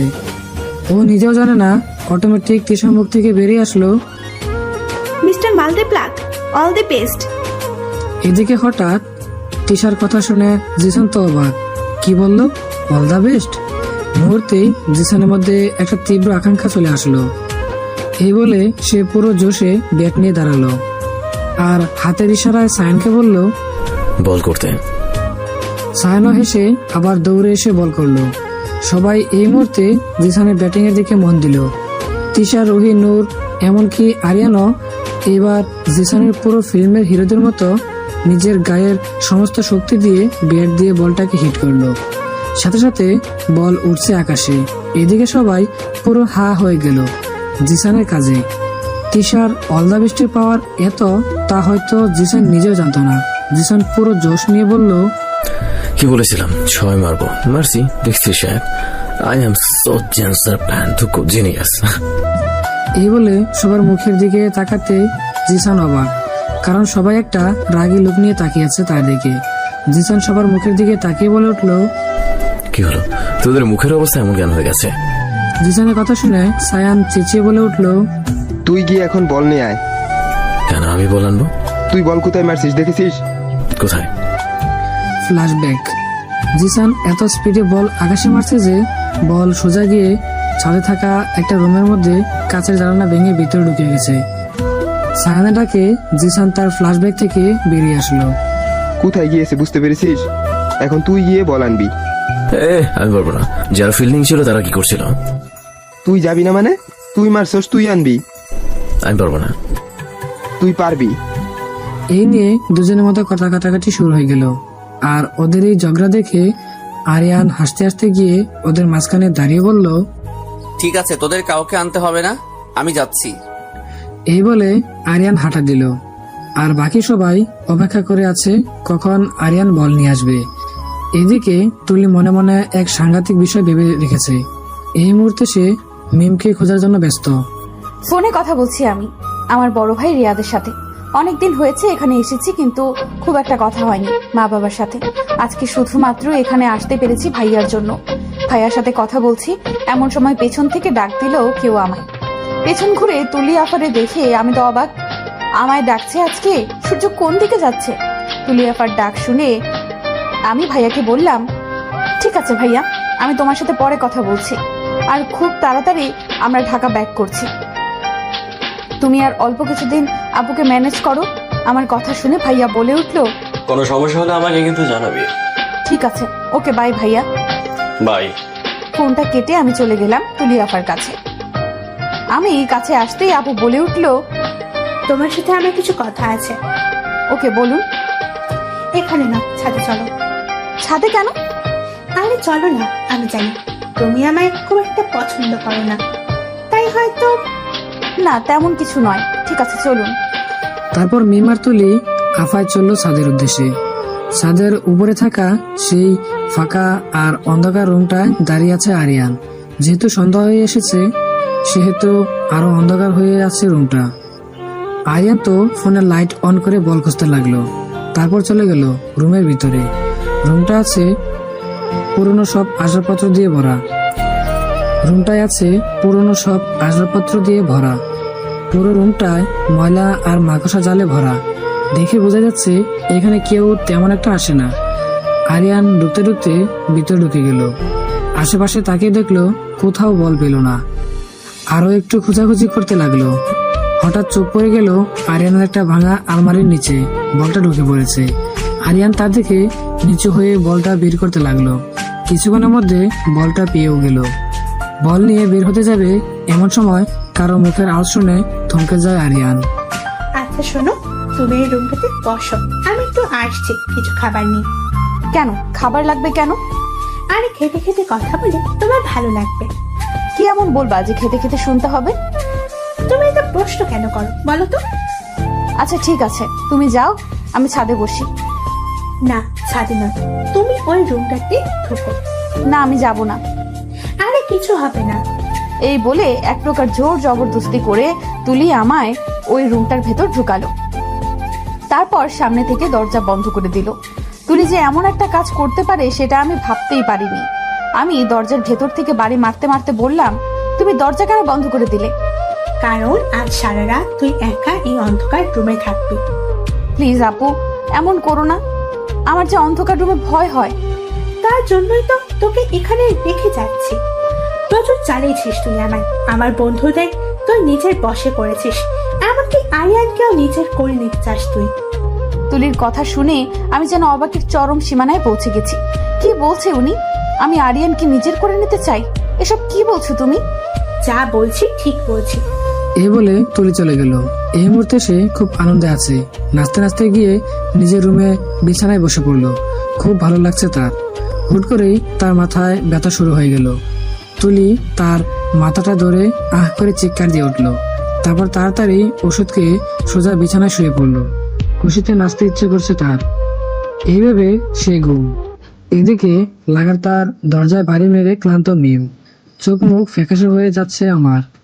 মাথার ভিতর বন বন শব্দ করছে। হাত থেকে মোবাইলটা পড়ে গেল। চারপাশ ঘুরছে ভীষণ। এখন কি করবে মিম? সবকিছু অসহ্য লাগছে মিমের। কে বাঁচাবে মিমকে? এইভাবে নিচে বসে পড়লো। শ্বাস নিতেও কষ্ট শুরু হয়ে গেছে। আর কিছুক্ষণের মধ্যেই হয়তো দম বন্ধ হয়ে মারা যাবে। জোরে জোরে শ্বাস নিচ্ছে আর বলছে, প্লিজ কেউ আলো জ্বালাও, আমি আর নিতে পারতেছি না। এমন সময় কারো কণ্ঠ ভেসে আসলো কানে। সে বলছে, লালমরিচ, ধৈর্য ধরো, কিছু হবে না। আরিয়ান তার হাতের লাইটটা জ্বালিয়ে সামনে এসে বসলো মিমের। তাকে দেখেই হুট করে জোরে ধরলো মিম।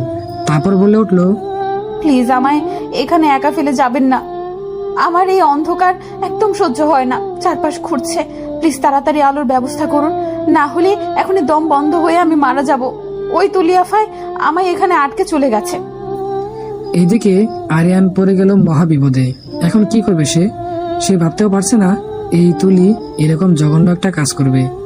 আরিয়ান মিমের মাথায় হাত দিয়ে বলল, ঠিক আছে, তুমি শান্ত হও, আমি দেখছি কি করা যায়। এই বলে আরিয়ান ফোনটা হাতে নিল। জিসানকে কল করবে তার আগেই ফোনটা ঠাস করে বন্ধ হয়ে গেল। সাথে সাথে পুরো রুম একদম কুটকুটে অন্ধকার হয়ে গেল। এই মুহূর্তে আরিয়ান আবারও ঘাবড়ে গেল। এখনই ফোনটা বন্ধ হওয়া লাগলো। আমার একদম সহ্য হচ্ছে না। আর এই অন্ধকার রূপ, চারপাশ সব ঘুরছে, মাথার চারপাশ ঘুরছে, শ্বাসকষ্টে দম বন্ধ হয়ে যাচ্ছে আমার। এদিকে মিমকে এতটা শান্ত হয়ে যাওয়াতে ঘাবড়ে গেল সে। আরিয়ান মিমকে ধরে বসে বলল, কি হলো তোমার এতটা শান্ত কি করে হয়ে গেলে? আরিয়ানের কথা কানে বাজছে মিমের, কিন্তু শ্বাস নিতে পারছে না, তাই কথা বলতে পারছে না। তারপরও এক ঝাঁক কষ্ট নিয়ে কাঁপা কাঁপা গলায় বলে উঠল, আমি শ্বাস নিতে পারছি না, এখানে অনেক অন্ধকার, আমি হয়তো এখনই মারা যাব। মিমের কথা শুনে আরিয়ানের বুকের ভিতরটা ধক করে উঠল। এসব কি বলছে ও? না না, এমনটা হতে পারে না, আমি যে ওকে নিজের থেকে বেশি চাই। এই মুহূর্তে আরিয়ান বুঝে গেছে এই কয়েকদিন কেন রাতে সে ঘুমাতে পারে না, কেন লালমরিচ জিসানের সাথে কথা বললে জেলাস ফিল হয়, কারণ সে যে ভালোবেসে ফেলেছে লালমরিচকে। এখন এই ভালোবাসা মানুষটাকে কষ্ট পেতে একদমই সহ্য হচ্ছে না আরিয়ানের। এসব নানা কিছু ভাবছে আরিয়ান। এদিকে মিমের অবস্থা শেষ, শ্বাস নিমেষেই বন্ধ হয়ে যাবে মিমের। আরিয়ানকে শক্ত করে জড়িয়ে ধরে আছে। তারপর বলে উঠল, প্লিজ কিছু করুন, আমি আর নিতে পারছি না। ব্যাস, আর কিছু মনে নেই। আমি আরিয়ানকে জড়িয়ে ধরেই অজ্ঞান হয়ে গেলাম। এদিকে মিমের হাত হালকা হতেই আরিয়ান বুঝে গেছে মিম অজ্ঞান হয়ে গেছে। আরিয়ান নিজের উপর নিজেই এই মুহূর্তে বিরক্ত। ফোনটাকে ইচ্ছে করছে ভেঙে টুকরো টুকরো করে দিতে। তবে এতটুকু বিষয় ছিল কিছুক্ষণের মধ্যেই তাকে খুঁজতে সবাই এখানে চলে আসবে। এই আরিয়ান মিমকে শক্ত করে জড়িয়ে ধরে বলল, কিছু হবে না তোমার।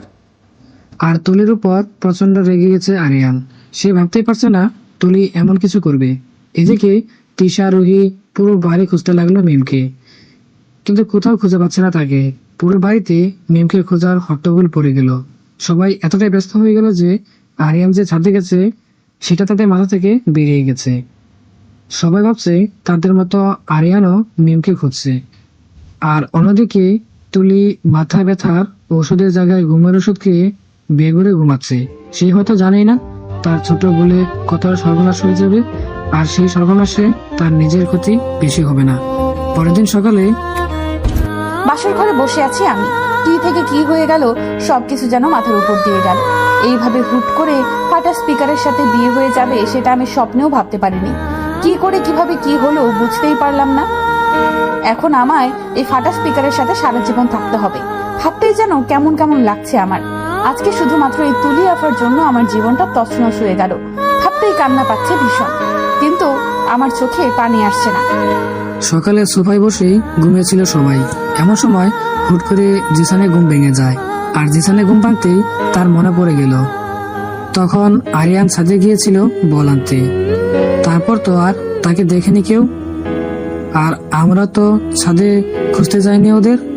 এইভাবে জিসান ঘুম থেকে উঠে সবাইকে ডাকলো। এত ভোরে সবাইকে ডাকাতে সবাই লাফ দিয়ে উঠলো। দাদু বলে উঠলো, কি হয়েছে আমার ময়না পাখিকে খুঁজে পেয়েছো? জিসান লাফ দিয়ে বলল, দাদু পাইনি, তবে আমার মনে হয় পেয়ে যাব। দাদু অবাক হয়ে বলল, মানে? দাদু আমার মনে হয় আরিয়ান আর তোমার ময়না পাখি দুজন একসাথে ওই ছাদে আছে। জিসানের কথা শুনে দাদু মনে মনে খুব রেগে গেল, কারণ অবিবাহিত একটা মেয়ে একটা ছেলে কখনো একসাথে থাকতে পারে না। দাদু একটু ক্ষিপ্ত মেজাজ নিয়ে বলল, ছাদে কেন থাকবে ওরা? দাদু তখন আরিয়ান ছাদের ওই ফাঁকা রুমটাতে গিয়েছিল বল আনতে। তারপর তো ওকে আর দেখিনি। তুমি আগে চলো, গেলেই দেখতে পাবে। চলো আমার সাথে। এই বলে সবাই একসাথে চলে গেল ছাদের উদ্দেশ্যে। ছাদে উঠতেই ফাঁকা রুমটা দরজা বন্ধ দেখে তাড়াতাড়ি দরজা খুললো জিসান। তারপর কি সবাই আরিয়ান আর দাদুর ময়না পাখিকে একসাথে দেখে বেশ অবাক হলো, কিন্তু দাদু ওদের একসাথে দেখে রেগে গেল। তার উপর দুজন একসাথে জড়িয়ে ধরে আছে দুজনকে। জিসান দৌড়ে গিয়ে আরিয়ানকে ডেকে উঠলো। হঠাৎ কারো ডাক শুনে আরিয়ান উঠে গেল। সামনে জিসানকে দেখে রেগে বলে উঠলো, তোদের এখন আসার সময় হলো? এতক্ষণ কি করছিলি? আসলে দোস্ত, আমরা তো ওকে খুঁজছিলাম। এমন সময় তিশারোহী দৌড়ে এসে বসলো আরিয়ানের সামনে। তারপর বলে উঠলো, কি হয়েছে ওর? ও অজ্ঞান হয়ে গেছে। আরিয়ানের কথা শুনে দাদু রেগে বলল, তোমরা দুজন এইভাবে একসাথে কি করছিলে? আরিয়ান হয়তো দাদুর এমন কথা শুনে খারাপ লাগলো। তারপর আরিয়ান তেমন কিছু না বলে শুধু এতটুকু বলল, দাদু আগে ওকে রুমে নিয়ে যাই, তারপর সব বলছি। ঠিক আছে। দাদুর কথা শুনে আরিয়ান কুলে তুলে নিল মিমকে। তারপর সোজা নিচে নেমে বিছানায় শুয়ে দেয় আরিয়ান। আরিয়ান বিছানায় শোয়াতেই দাদু রেগে বলে উঠল, এখন বলো। এমন সময় সেখানে উপস্থিত ছিল তুলি। সকালে ঘুম ভাঙতেই তুলি নেমে আসলো নিচে। আশপাশে কাউকে না দেখে অবাক হলো তুলি। পরক্ষণেই তার মনে পড়ে গেল কালকের কথা। এমন সময় তিশাদের রুম থেকে আওয়াজ আসতেই তুলি সেখানে পা বাড়ায়।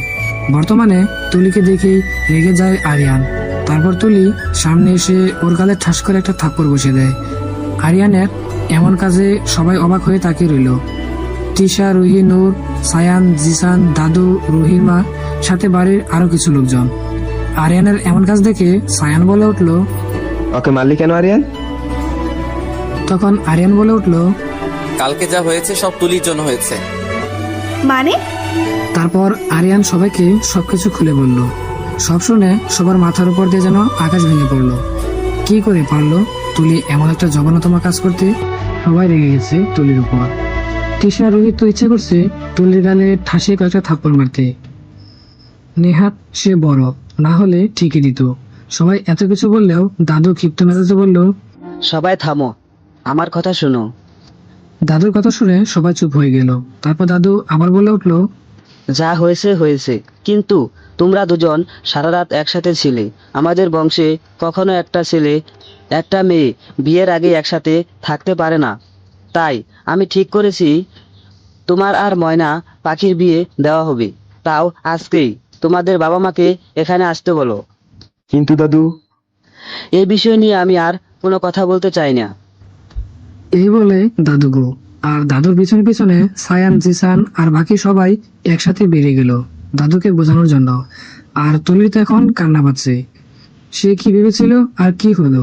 তারপর তুলি দৌড়ে কাঁদতে কাঁদতে বেরিয়ে গেল রুম থেকে, কারণ এই মুহূর্তে সে কিছুই বলতে বা করতে পারবে না। এদিকে আরিয়ান এই মুহূর্তে কি বলবে কি করবে ভুলে গেছে। সে শুধু স্থির হয়ে দাঁড়িয়ে আছে। এমন সময় ফোন বাজলো জিসানের। ফোনটা বিছানায় রেখে গেছে। আরিয়ান তুললো ফোনটাকে। উপরে তার বেস্ট ফ্রেন্ড রিয়াদের নাম্বার দেখে খুশি হয়ে ফোনটা তুললো। ফোনটা তুলতেই অপর পাশ থেকে রিয়াদ বলে উঠলো, কেমন আছো স্বামী? যা শালা, আমি ভালো আছি। কি খবর? তোমাদের গ্রামে গিয়ে আমাকে তো ভুলে গিয়েছ। আরে না, তোকেও তো বলেছিলাম, তুই তো আসিস নাই। তাতে আমরা কি করব?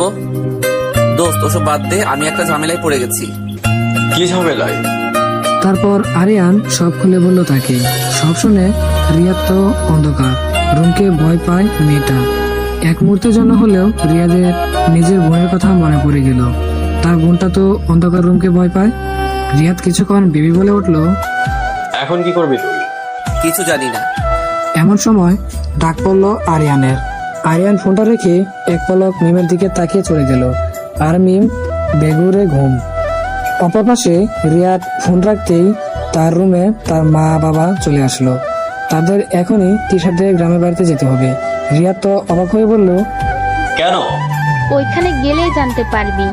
আমাদের কিছু বলেনি, নিশার দাদু ফোন করে যেতে বলেছে। বোনটার তো কোনো বিপদ হলো না, মনে মনে বললাম। তারপর রিয়াদও আর কিছু না ভেবে চললো তিশাদের বাড়ির উদ্দেশ্যে। আর ওদিকে আরিয়ানের বাবা মাও আসছে। ঘড়িতে দুপুর 12টার কাটায় ছুঁই ছুঁই। এমন সময় ঘুম ভাঙলো আমার। চোখ মুখ সব ঝাপসা দেখছি আমি। মাথার ভেতর অসম্ভব যন্ত্রণা হচ্ছে। এমন সময় রুমে ঢুকলো আম্মু, আব্বু, ভাইয়া, আরো দুজন ভদ্রলোক আর ভদ্র মহিলাকে দেখলাম আমি। তাদেরই সামনে মাথা নিচু করে দাঁড়িয়ে আরিয়ান সহ বাকি সবাই। আর দাদুও কেমন একটা লুক নিয়ে তাকিয়ে আছে আমার দিকে। ওদের এইভাবে দেখে আমি তো অবাক, ওরা এখানে কেন? আর সবাই আমার দিকে রাগী লুক নিয়ে তাকিয়ে আছে বা কেন? মনের মাঝে হাজারো প্রশ্ন একসাথে ঘুরপাক খাচ্ছে। এমন সময় দাদু বলে উঠল, তোমরা সবাই বাইরে যাও, আমি আর ময়না পাখির সাথে একা কথা বলতে চাই। দাদুর কথা শুনে সবাই চলে গেল। আমি চুপ করে বসে আছি বিছানায়। এমন সময় দাদু মাথায় হাত দিয়ে বলল, তোমায় বিয়ে করতে হবে ময়না পাখি। কি বলছো দাদু ভাই? কাকে বিয়ে করব আমি? ওসব কিছু আমি জানি না, যেটা বলেছি সেটা করো। তাড়াতাড়ি ফ্রেশ হয়ে নাও, আর কয়েক ঘন্টার মধ্যে কাজে চলে আসবে। এতটুকু বলে দাদু ভাই চলে গেল। আমায় কিছু বলার সুযোগই দিল না। কার সাথে বিয়ে হবে সেটাও তো বললো না। দাদু যেতেই তিশা আর রুহি ভেতরে ঢুকলো। ওদের দেখে চট জলদি আমি বলে উঠলাম, এসব কি বলছে দাদু? বিয়ে করব কেন? আর কাকেই বা করব? তারপর তিশা আর রুহি দুজনেই সকালে সব ঘটনা খুলে বলল মিমকে। সব শুনে কি করবে কিছুই মাথায় আসলো না। এভাবে হুট করে বিয়ে হয়ে যাবে সেটা তো স্বপ্নেও ভাবেনি। তাও আবার কাকে? ফাটা স্পিকারকে। এমন সময় রুমে ঢুকলো মা আর ভাইয়া। মিম মাকে দেখে দৌড়ে জড়িয়ে ধরলো। তারপর বলে উঠলো, আমু বিশ্বাস করো, যা হয়েছে তাতে আমার কোনো দোষ ছিল না। আমি জানি তোর কোনো দোষ নেই, আর না দোষ আছে আরিয়ানের, কিন্তু কিছু করার নেই, এই বিয়েটা তোমায় করতেই হবে। এতটুকু বলে আম্মু বেরিয়ে গেল। আমি ভাইয়ার কাছে গিয়ে বললাম, ভাইয়া তুমি তো কিছু করো, আমি কিছুতেই এইভাবে বিয়ে করব না। আর ফাটা স্পিকারকে তো কোনোদিনও। আমার কথা শুনে হাসলো ভাইয়া। তারপর বলে উঠলো, কি বললি তুই? ফাটা স্পিডটা? তুমি হাসছো ভাইয়া, আর আমি টেনশনে মরে যাচ্ছি। কিছু হবে না, আরিয়ান খুব ভালো ছেলে। কি বলছো তুমি? ভালো একদিন দেখে কি করে চিনে গেলে? একদিন। এতটুকু বলে চলে গেল ভাইয়া। এমন সময় তিশা বলে উঠলো, একদিনে নয়, আরিয়ান ভাইয়া আর রিয়াদ ভাইয়া দুইজনের বেস্ট ফ্রেন্ড, তাই তো সবাই তোদের মেনে নিয়েছে। শেষমেশ দুই পরিবার মেনেই গৌরভাবে বিয়ে হয়ে গেল মিম আর আরিয়ানের। যেহেতু ভাইয়া আগেই আরিয়ানকে চিনত, তাই তেমন একটা প্রবলেম হয়নি। বর্তমানে এক হাত ঘোমটা টেনে বসে আছে রুমে। একরাশ বিরক্ত এসে গ্রাস করলো তাকে। ধুর, এসব সাজাসাজি আমার একদম পছন্দ নয়। তার উপর আবার এত গরম। এক টানে মাথার ঘুমটা খুলে ফেললাম। ধুর, এসব বউটাও হওয়া আমার পক্ষে সম্ভব নয়। এসব ভেবে বিছানা থেকে উঠতে যাবে, তার আগেই রুমের দরজায় নক করে ভিতরে ঢুকলো কেউ। সাথে সাথে ঘাবড়ে গেল মিম। চুপচাপ আবার বসে মাথায় ঘুমটা দিল। আরিয়ান হেঁটে এসে বসলো সামনে। তারপর বলে উঠলো, আমি জানি তুমি হয়তো এই বিয়েতে একদমই রাজি নও। বিশ্বাস কর, আমি বুঝতেই পারিনি এমন কিছু হয়ে যাবে। আর এত রিচুয়াল মানা দরকার নেই। আরিয়ানের কথা শুনে মিম তো খুশি। ব্যাস, সাথে সাথে ঘুমটা খুলে বসলো। একদম ঠিক বলেছে ফাটা স্পিকার, এসব রিচুয়াল মানার দরকার নাই। আরিয়ান একটা ক্ষিপ্ত মেজাজ নিয়ে বলল, কি বললে তুমি আমায়? কি বলছি? এই রে খাইছে। ফাটা স্পিকারকে সত্যি সত্যি ফাটা স্পিকার বলে দিলাম। হুট করে বিছানা থেকে উঠে নিচে দাঁড়ালাম আমি। তারপর বলে উঠলাম, দেখুন যা বলার বলেছি। আপনি যখন আমায় লাল মরিচ বলেন, তখন হুট করে দাঁড়িয়ে পড়লো আরিয়ান। আমি ভয় শেষ। আরিয়ান দাঁড়িয়ে আমার দিকে এগোতে এগোতে বলল, আমি তোমায় অনু নাম ধরে ডাকলে তুমিও আমায় অনু নাম ধরে ডাকবে। আপনি এভাবে এগোচ্ছেন কেন? আমি কিন্তু চিৎকার দিব। ঠিক আছে, দাও। কি বলবে সবাইকে? এই যে তোমার জামাই তোমার কাছে এগোচ্ছে। আপনার সাথে বিয়ে হয়ে গেছে বলে যা ইচ্ছে তাই করবেন নাকি? আমি খেলবো না। ঠিক আছে, তোমায় খেলতে হবে না। সেই প্রথম দিন থেকে আমার পিছনে লাগছো, আমার গাড়ির টায়ার ফাটাইছো, পানিতে ফেলে দিছো। তারপর সেদিন রাতে সব মনে আছে আমার। প্রতি রাতে আমার চোখের ঘুম কেড়ে নিছো। সবকিছু প্রতিশোধ নিতে হবে এখন। আরিয়ানের কথা শুনে ভয়ে ঘাবড়ে গেলাম আমি। হায় রে, এখন ওইসব মজা করার জন্য আমায় মারবে নাকি আরিয়ান? ভয়ে ঢোক গেলাম আমি। তারপর বলে উঠলাম, ওগুলো তো সব মজা করে বলেছিলাম। এদিকে পিছনে যেতে যেতে দেয়ালের সাথে লেগে গেছে মিম। আর যাওয়া যাবে না। এদিকে আরিয়ান এগোচ্ছে তো এগোচ্ছেই, থামার নামে নিচ্ছে না। আরিয়ানকে এভাবে এগোতে দেখে মিম দৌড়ে ওয়াশরুমে ঢুকে গেল।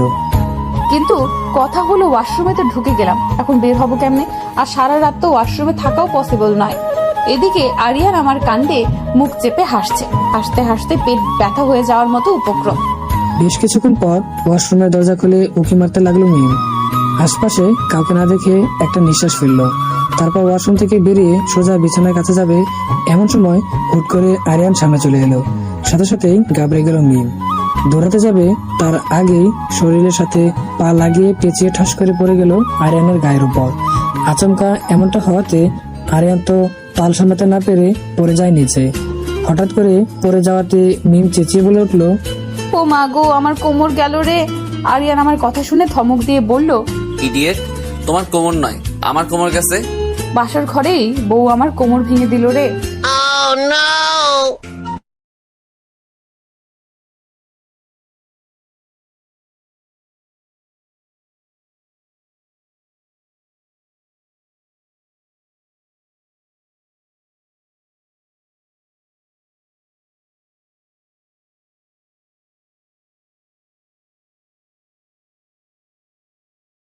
কে জানে আদৌ কি বুঝবে কিনা, তাতেও সন্দেহ আছে আরিয়ানের। হঠাৎই আরিয়ানের চোখ গেল তার লাল মরিচের কপালের কাছে লেপে থাকা চুলের দিকে। আনমনে হাসলো আরিয়ান। চুলগুলো হালকা বাতাসে উঠছে। একটা জিনিস ভেবে মনে মনে হাসছে ভীষণ আরিয়ান। সেটা হলো রিয়াদকে অলওয়েজ শালা ডাকতো আরিয়ান, আর আজ কিনা সত্যি সত্যি শালা হয়ে গেল রিয়াদ আরিয়ানের। খুব একটা যাওয়া হয়নি রিয়াদের বাসায়। একবার গিয়েছিল আরিয়ান, কিন্তু তখন তার বোন ছিল না, শুধু রিয়াদের মায়ের সাথেই কথা হয়েছিল। প্রথম দেখায় ভালো লেগেছিল আরিয়ানকে রিয়াদের আম্মুর, তাই হয়তো এত সহজেই বিয়েটা মেনে নিল রিয়াদের পরিবার। শুধু তার বউটাই মানতে পারল না। এইভাবে দীর্ঘশ্বাস ফেললো আরিয়ান। তারপর আরো কিছুক্ষণ তার লাল মরিচের দিকে তাকিয়ে থেকে কপালে একটা চুমু দিয়ে আস্তে করে উঠে পড়লো সে। বিছানা থেকে সোজা ওয়াশরুমে ঢুকে পড়লো আরিয়ান। এখনো কোমরে ব্যথা আছে আরিয়ানের। কাল রাতের কথা ভাবতে আরো হাসি পাচ্ছে তার। হঠাৎই চোখ গেল নিচে পড়ে থাকা ফুলবালিশটার দিকে। সেটা দেখে এই মুহূর্তে আরিয়ানের মাথায় একটা জিনিসই আসলো, সেটা হলো আসলে তার বউ একটা পাগলি। কাল রাতে ঘুমাতে যাওয়ার আগে মাঝখানে ফুলবালিশ রেখে ঘুমিয়েছিল মিম, আর সেই বালিশের স্থান হলো গিয়ে খাটের তলায়। ঘুমের মধ্যে কখন সরিয়ে ফেলেছে হয়তো সে নিজেও জানে না। ফুলবালিশটা বিছানায় রেখে আরিয়ান সকাল 8টা। চোখের পানি পড়াতে ঘুম ভাঙলো আমার। হঠাৎ পানি পড়াতে এক প্রকার লাফিয়ে উঠলাম আমি। এদিকে আমি উঠতেই উচ্চস্বরে হাসলো রুহি আর তিশা। ইচ্ছে করছে দুটোর মাথায় বাড়ি মেরে ভেঙে দিই। চোখ ডলতে ডলতে উঠে বসলাম আমি। তারপর বললাম, ওই তোদের সমস্যা কি? আমি একটু ঘুমাতে দিবি না? আর কত ঘুমাবি? এখন যে শ্বশুর বাড়ি যেতে হবে তোকে। কি? এভাবে তাকিয়ে লাভ নেই, তোকে এখন তৈরি হতে হবে। আরিয়ান ভাইয়ার আম্মু আব্বু আর নূর অনেক আগেই চলে গেছে, এখন তোকে আর আরিয়ানকে যেতে বলছে। এসব কি বলছিস তোরা? আমি বাড়ি যাব না। এমন সময় আম্মু আসলো রুমে। আমার কথা শুনে আম্মু বলে উঠলো, না, তোকে এখান থেকেই শ্বশুর বাড়ি যেতে হবে। মুহূর্তের মধ্যে মন খারাপ হয়ে গেল আমার। এই হুট করে বিয়ে একদম সহ্য হচ্ছে না আমার। চোখের কোণে পানি এসে জমলো আমার। আমি দৌড়ে আম্মুকে জড়িয়ে ধরে বললাম, এসব কি বলছো তোমরা? এমনটা হতে পারে না। আমি তোমাদের সাথে তোমাদের বাড়ি না আমার বাড়ি যাব। আম্মু আমার মাথায় হাত দিয়ে বলল, এমন করিস না, এটা তো নিয়ম। বিয়ের পর যে মেয়েদের তার স্বামীর বাড়ি গিয়ে থাকতে হয়। না, আমি যাব না। পাগলি মেয়ে, এমনটা বললে চলবে না তো। তাড়াতাড়ি তৈরি হয়ে নে।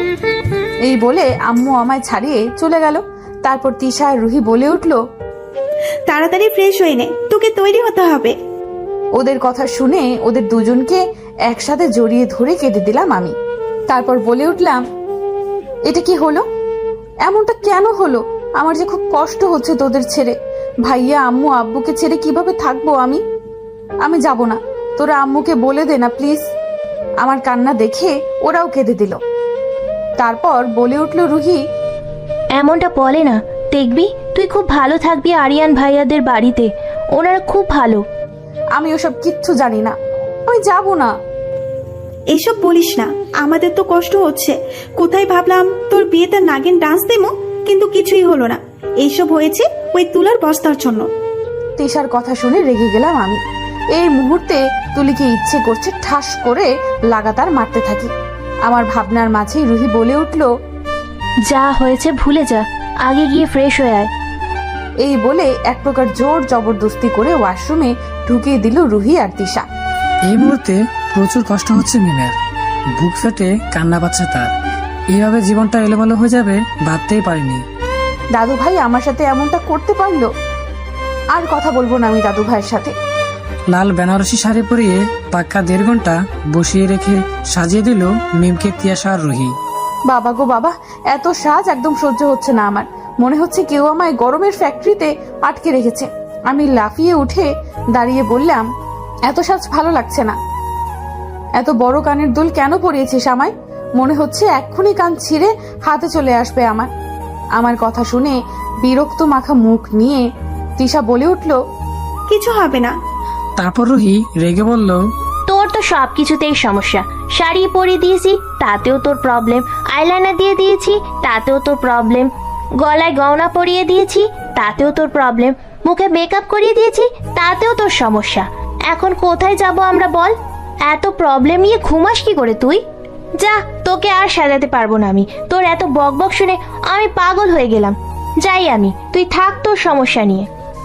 রুহির কথা শুনে আমি বলে উঠলাম, দোস্ত তুই এতটা রেগে গেলি কেন?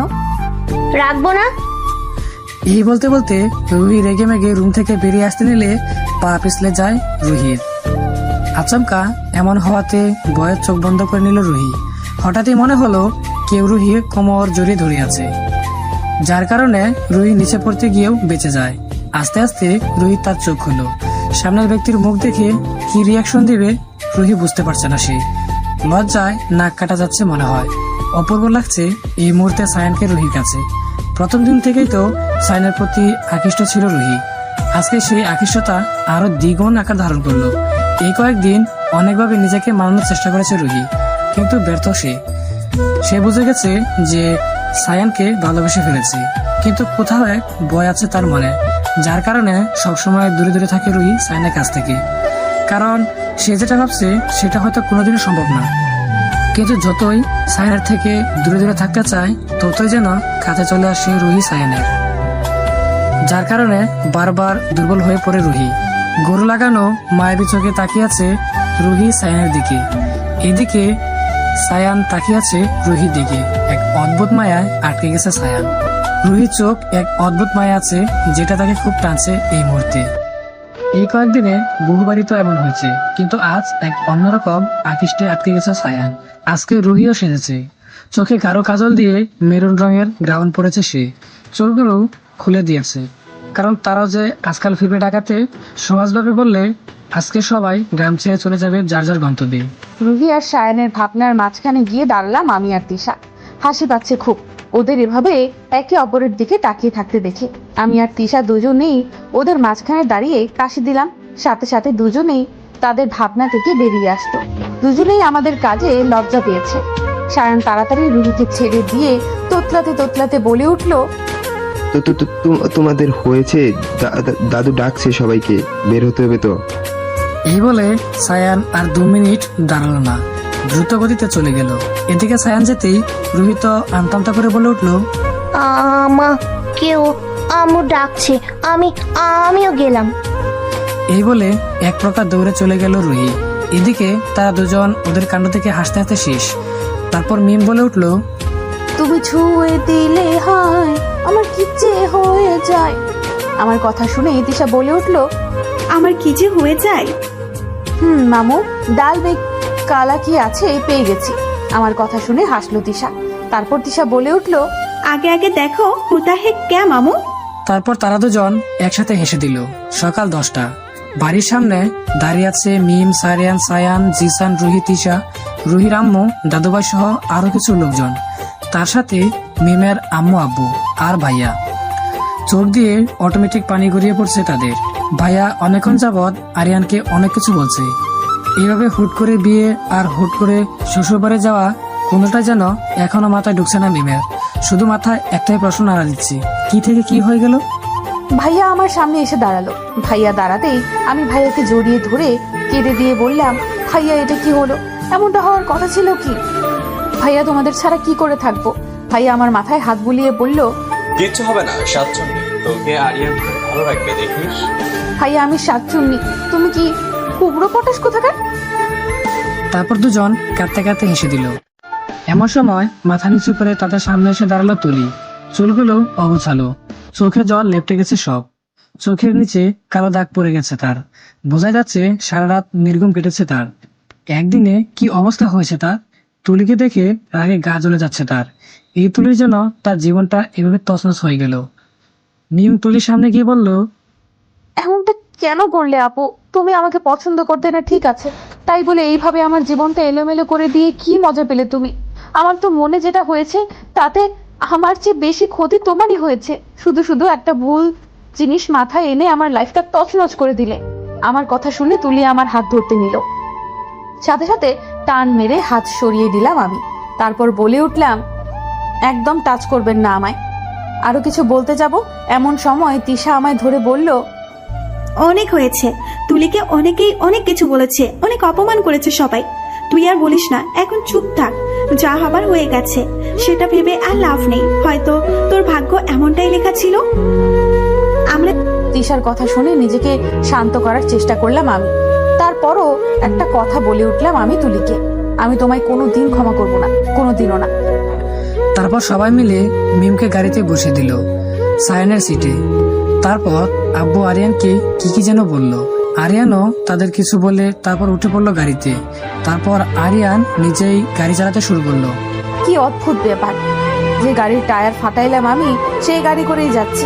কি অদ্ভুত, বড্ড অদ্ভুত খেলা খেললো নিয়তি আমার সাথে। কাছের জ্বালানা ব্যাট করে বাইরে তাকিয়ে আছে মিম, চোখ বেয়ে পড়ছে পানি। এমনটা হবে আগে জানলে মিম কখনো এ বাড়িতে আসতো না। আর ওদিকে আরিয়ান চুপচাপ ড্রাইভ করছে। দুজনের মধ্যেই কুটকুটে নীরবতা এসে বর করেছে। এদিকে আরিয়ানরা যেতেই সায়ান বলে উঠলো, এখন তাহলে আমারও চলি। সামনে কথা দাদু বলে উঠলো, তোমরাও যাও, আর সাথে রুহি আর তিশাকেও নিয়ে যেও কিন্তু। দাদুর কথা শুনে রুহি তিশা দুজনেই অবাক হয়ে বলল, আমরা গিয়ে কি করব দাদু ভাই? তোমরা বুঝতে পারছো না, আমার ময়না পাখি এই বিয়েটা মেনে নিতে পারেনি। তোমরা গেলে ওর ভালো লাগবে। বেশি নয়, এখন গিয়ে বিকালে চলে যেও যার যার বাসায়। দাদুর কথা শুনে কেউ আর কিছু বলল না। সায়ান, রুহি, তিশা, জিসান এক গাড়িতে বসে পড়লো, আর রুহির আম্মু একটা গাড়িতে, আর রিয়াদ আর তার আব্বু অন্য গাড়িতে চলে গেল। আর এদিকে দাদুভাই মন খারাপ করে বলল, আমার ময়না পাখি আমার সাথে কথা বলে না। এমন সময় একজন মহিলা বলে উঠল, হয়তো রেগে আছে একটু, পরে ঠিক হয়ে যাবে। দাদু পিছনে ঘুরতেই তুলিকে দেখলো, মাথা নিচু করে দাঁড়িয়ে আছে সে। দাদু কিছু বলবে তার আগেই তুলি দাদুর হাত ধরে কেঁদে বলে উঠল, সরি দাদু ভাই, ভুল হয়ে গেছে। যেতে বসে এমনটা করে ফেলেছি আমি বুঝতে পারিনি আমার ভুলটায় এত বড় ক্ষতি হয়ে যাবে। তুলির কথা শুনে দাদু তার মাথায় হাত দিয়ে বলল, অনেক সময় অন্যের ক্ষতি করতে গিয়ে নিজের ক্ষতি হয়ে যায়, তাই কারো ভালো করতে না পারো কখনো ক্ষতি করো না। এতটুকু বলে চলে গেল দাদু। আর তুলি নিঃশব্দে চোখের পানি ফেলতে লাগলো। তার ছোট্ট বলে তার পুরো পরিবারের মতো বন্ধুরা তাকে রেখেই চলে গেল। এটা ভাবতেই তার কষ্ট হচ্ছে ভীষণ, এটা ভাবতেই তার ভীষণ কষ্ট হচ্ছে। তারপর সেও তার ব্যাগ নিয়ে বেরিয়ে গেল। কিছুক্ষণের মধ্যেই তার গাড়ি চলে আসলো, কারণ সে আগেই তার বাপিকে বলে রেখেছিল গাড়ি পাঠাতে। তারপর সেও চললো তার গন্তব্যে। কিছুক্ষণের ব্যবধানে সবকিছু যেন এলোমেলো আর ঘোলাটে হয়ে গেল। তুলির এটা ভেবে কষ্ট হচ্ছে তার সাথে সবার বন্ধুত্ব নষ্ট হয়ে গেল। মিস আলোর পরোটা আর কতক্ষণ চুপ থাকবে? এখন তো কিছু বলো। হঠাৎ করে জিসানের মুখে এমন অদ্ভুত নাম শুনে তিশা রেগে বলল, কি বললেন আপনি? এই রে খাইছে, আলুর পরোটা রেখে গেছে। চুপ জিসান। অনেকক্ষণ যাবতই জিসান তিশার সাথে কথা বলার চেষ্টা করছিল, কারণ তিশার মুড অফ ছিল। কিন্তু কি বলবে এটা ভেবে হুট করে অদ্ভুত নাম মাথায় আসলো জিসানের। তারপর আর কি, তিশাকে রাগিয়ে দিল। সত্যি বলতে জিসানের তিশাকে রাগাতে হেব্বি লাগে। আর সামনের সিটে রুহি আর সায়ান নীরবতা মাঝখানে চলছে। হঠাৎ জিসানের কথা শুনে হাসলো তারা দুজনেই। আমাদের গাড়ি এসে থামলো ইয়া বড় একটা বাড়ির সামনে। বিশাল বড় বাড়ি আরিয়ানদের। আরিয়ান গাড়ি থেকে নেমে আমায় বলে উঠলো, নামও আমরা এসে গেছি। আরিয়ানের কথা শুনে আমিও নেমে গেলাম। খুব বিরক্ত লাগছে এই শাড়ি আর এই সাজ, কোনোটাই ভালো লাগছে না। একরাশ বিরক্ত নিয়ে শাড়ির কুচি ধরে নেমে পড়লাম আমি গাড়ি থেকে। আমি নামতেই আরিয়ান বলে উঠলো, চলো তাহলে যাওয়া যাক। আরিয়ানের প্রশ্নের উত্তর দিলাম না আমি। চুপচাপ আরিয়ানের পিছন পেছন চললাম। একরাশ ভয়ে বুক কাঁপছে আমার। ধুর, কেন যে বিয়েটা হলো। আমরা দরজার কাছে আসার আগেই বাড়ির ভেতর থেকে কিছু মানুষ এসে দাঁড়ালো। আরিয়ানের আম্মু মুচকি হেসে বলল, এসে পড়েছিস তোরা? সেই কখন থেকে অপেক্ষা করছি তোদের জন্য। নূর এসে আমায় জড়িয়ে ধরে বলল, উফ ভাবি, চলে এসেছো। আমার যে কি মজা হচ্ছে, আমি তো ভাবতেই পারিনি তুমি আমার ভাবি হবে। আমি নিজেই বা কোথায় জানতাম বোন। তারপর কিছু নিয়মকানুন সেরে তাদের ভিতরে ঢুকতে বলল আরিয়ানের আম্মু। তারপর তারাও আর কিছু না ভেবে সোজা ভিতরে ঢুকে গেল। আরিয়ান তো বাড়ির ভেতরে ঢুকেই হন হন করে চলে গেল, হয়তো তার রুমে। আমি ভেতরে ঢুকে পুরো বাড়িটা ঘুরে ঘুরে দেখতে লাগলাম। অসম্ভব সুন্দর বাড়িটা, সবকিছুই কি সুন্দর গোছানো অবস্থায় আছে। অসম্ভবভাবে পছন্দ হয়েছে আমার বাড়িটা। এমন সময় শাশুড়ি আম্মা বলে উঠল নূরকে, ওকে নিয়ে গিয়ে আরিয়ানের রুমে দিয়ে আয়, একটু ফ্রেশ হয়ে নি, তারপর কথা হবে। শাশুড়ি মায়ের কথা শুনে নূরও বলে উঠল, ঠিক আছে আম্মু। তারপর নূর আমার হাত ধরে বলল, চলো আমার মিষ্টি ভাবি। নূরের কথা শুনে হাসলাম আমি। তারপর চললাম উপরে। নূর একটা রুমের সামনে দাঁড় করিয়ে রেখে চলে গেল আমায়, আর বলল, এটাই নাকি আমার রুম। ভেতরে ঢুকতেই একটা সংকোচ বোধ হচ্ছে আমার, ঢুকবো কি ঢুকবো না। আশ্চর্য, তুই ভয় পাচ্ছিস কেন? জোরে নিঃশ্বাস নে, তারপর ঢুকে যা। এই বলে নিজেকে শান্ত করে আস্তে দরজা খুলে উকি মারতে লাগলাম আমি। আশ্চর্য, রুমে কেউ নেই। থুর, কোথায় এতক্ষণ বকবক করছিলাম।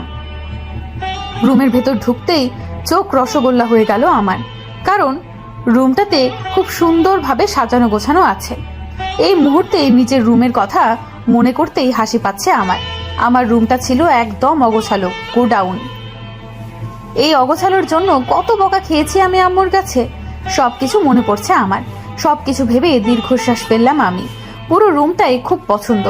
রুমের দেওয়ালের এক সাইডে রয়েছে আরিয়ানের অনেকগুলো ছবি টানানো। সব ছবিগুলোই সুন্দর। হঠাৎই আরিয়ানের একটা ব্ল্যাক শার্ট পরা ছবির দিকে চোখ গেল আমার। বরাবরই আমার ব্ল্যাক শার্টের উপর আকৃষ্টতা বেশি। ছবিটাতে আরিয়ানকে অসম্ভব সুন্দর লাগছে। এই প্রথমবার আরিয়ানের ফেসের দিকে এতটা গভীরভাবে তাকিয়ে আছি আমি। সামনাসামনি এভাবে তাকাইনি কখনো। হঠাৎই ওয়াশরুমের দরজা খোলার আওয়াজে কিছুটা কেঁপে উঠল মিম। পেছন করে তাকাতেই চোখ বড় বড় হয়ে গেল মিমের। চোখ বন্ধ করেই চেঁচিয়ে উঠল, কারণ আরিয়ান শুধু টাওয়ালে পরে বেরিয়ে এসেছে। এদিকে আরিয়ান মিমের চেঁচানো শুনে পুরো বেবাচেকা খেয়ে গেল। হুট করে আরিয়ান এসে মিমের মুখে চেপে ধরে বলল, বোকামে এইভাবে চেঁচাচ্ছ কেন? ওদিকে দরজার সামনে অলরেডি আমার চেঁচানো শুনে শাশুড়ি মা আর নূর এসে বলল, কি হয়েছে বৌমা? কি হয়েছে ভাইয়া? শাশুড়ি মায়ের কথা শুনে আরিয়ান একটা রাগী লুক নিয়ে আমার দিকে তাকিয়ে চেঁচিয়ে বলে উঠল, ও কিছু নাই আম্মু, তোমার বৌমা একটা টিকটিকি দেখে ভয় পেয়েছে। শাশুড়ি মা অবাক হয়ে বলল, কি? আম্মু কিছু হয়নি, তোমরা যাও। বিনিময়ে শাশুড়ি মা আর নূর কিছু না বলে চলে গেলেন। ওদিকে অন্যরা যেতেই আরিয়ান ধমক দিয়ে বলল, তুই পাগলের মতো চেঁচালে কেন? আরিয়ানের কথা শুনে মিম শুধু উমুম আওয়াজ করলো, যার অর্থ আমার মুখ ছাড়ুন। আরিয়ান মিমের শব্দের অর্থ বুঝতে পেরে হাত সরিয়ে ফেলল। আরিয়ানের কাছ থেকে ছাড়া পেতেই মিম চোখ বন্ধ করে কাঁপা কাঁপা গলায় বলে উঠল, আপনি এগুলো কি পরে আছেন? ভুলে গেছেন নাকি আপনার রুমে আমি আছি? এদিকে আরিয়ান মিমের কথা শুনে নিজের দিকে একবার তাকিয়ে বলল, কি পড়েছি আমি? কি পড়ছেন মানে? আপনি খালি গায়ে আছেন কেন? এদিকে আরিয়ান মিমকে এতটা ভয় পেতে দেখে পুরোই মজা পাচ্ছে। সামান্য খালি গায়ে দেখে এইভাবে ভয় পাচ্ছে। আরিয়ান একটু মজা নেওয়ার জন্য বলে উঠল, ও তুমি তাহলে আমাকে এই ভেবে দেখে ভয় পাচ্ছ জানো? আরিয়ানের কথা শুনে মিম যেন অবাকের চরম সীমানায় পৌঁছে গেছে। একদিনে জানো হয়ে গেলাম। আমি টিপ টিপ করে চোখ খুললাম। চোখ খুলে আবারও ওইভাবে দেখে আমি পেছন ঘুরে বললাম, আপনি এখনো চেঞ্জ করছেন না কেন? তাড়াতাড়ি জামা কাপড় পরুন। আরিয়ান মুচকি হেসে আমার পেছনে দাঁড়িয়ে কানের কাছে এসে বলল, না পরবো না, আজকে এইভাবে থাকবো। কি? কেন তুই বুঝতে পারোনি? আমি আবার একটা কথা একবারে বেশি বলি না। আরিয়ানের কথা শুনে আমি যেন অবাকের উপর অবাক হচ্ছি। আমার ডায়লগ আমাকেই বলছে। দেখুন, এবার কিন্তু তুমি কি? আমি কিন্তু এখন আবার চেঁচাবো, ফাটা স্পিকার। তা চেঁচিয়ে কি বলবে শুনি, লাল মরিচ? এটাই বলবো যে আপনি আরিয়ান আমার কথা শুনে হাসতে হাসতে এগোতে এগোতে বলল, আমি কি করেছি তোমার সাথে? আচমকা আরিয়ানের এইভাবে এগোতে দেখে আমি পুরো ভয় ঘাবড়ে গেলাম। সাথে সাথে আমিও পিছিয়ে যেতে লাগলাম আর কাঁপা কাঁপা গলায় বললাম, আপনি এগোচ্ছেন কেন? দূরে থাকুন আমার কাছ থেকে। দূরে না গেলে কি করবে তুমি শুনি? আপনি কিন্তু বাড়াবাড়ি করছেন। কি বাড়াবাড়ি করেছি বলো? আর তুমি এইভাবে পিছিয়ে যাচ্ছ কেন? ভয় পাচ্ছ আমায়? ভয় কেন পাবো? আপনি বাঘ না ভাল্লুক? তাহলে কাঁপছো কেন? সাথে তোতলাচ্ছ কেন? এদিকে এক পর্যায়ে পিছনে যেতে যেতে দেয়ালের সাথে লেগে গেল মিম। আর যাওয়া যাবে না পিছনে। এদিকে আরিয়ানও মিমের এতটা কাছে চলে এসেছে যে বুকের ভিতর দগ্ধ করছে মিমে। হার্টবিট ওঠানামা শুরু হয়ে গেছে। শ্বাস মনে হয় এখনই বন্ধ হয়ে যাবে। হঠাৎই আরিয়ান ঝুঁকে গেল মিমের দিকে। সাথে সাথে মিম ভয়ে চোখ বন্ধ করে চেঁচিয়ে বলে উঠল, ওমা বাঁচাও, ফাটা স্পিকার মেরে ফেললো আমায়। আরিয়ান আমার কথা শুনে হাসবে না কাঁদবে বুঝতে পারছে না। এক ধমক দিয়ে বলল, শাট আপ লালমরিচ, এমনিতে তো সবকিছুতে একটু বেশি বুঝে যাও আর আমায় বুঝতে পারছো না। আসলে একটা ম্যাট তুমি। কি আমায় পাগল বললো? চাইলে এক্ষুনি অনেক কিছু বলে দিতাম আমি, কিন্তু এখন কিচ্ছু বললে আমারই ক্ষতি। তাই চুপচাপ দাঁড়িয়ে আছি। আরিয়ান আর কিছু না বলে সরে গেল আমার কাছ থেকে। যা দেখে স্বস্তির নিঃশ্বাস ফেললাম আমি। যাক বাবা, বেঁচে গেছি। আমার কথা শুনে আরিয়ান বলে উঠল, বাঁচনি? তাড়াতাড়ি গোসল করে শাড়ি পরে তৈরি হয়ে নিচে আসো। কি আবার শাড়ি? কিন্তু আমি তো শাড়ি পরতে পারি না। বিনিময়ে আরিয়ান কিছু বলল না, তাড়াতাড়ি তৈরি হয়ে নিচে গেল। আরিয়ান যেতেই নূর আসলো রুমে, সাথে কিছু শাড়ি নিয়ে। মিমকে দেখে বলল, ভাবি তুমি এখনো ফ্রেশ হওনি? তাড়াতাড়ি ফ্রেশ হও, তিশা আপু আর রুহি আপুরাও চলে এসেছে তো। নূরের কথা শুনে আমি খুশি হয়ে বললাম, ওরা এসেছে, তাড়াতাড়ি পাঠিয়ে দাও আমার রুমে। ঠিক আছে মিষ্টি আপু। আর শোনো, আম্মু তোমাকে এই শাড়িগুলো পরতে বলেছে। আমিও গম্ভীরভাবে বলে উঠলাম, ঠিক আছে। আমার কথা শুনে নূর আর কিছু না বলে মুচকি এসে চলে গেল। সোফায় বসে আছে রুহি আর তিশা, আর তাদের সামনে বসে আছে সায়ান আর জিসান। আরিয়ানও আছে, এই মাত্র এসেছে সে এখানে। তিশা এখনো রেগে আছে জিসানের উপর। ছেলেটা বলে কি ও নাকি আলুর পরোটা। শালা, তোর বউ আলুর পরোটা?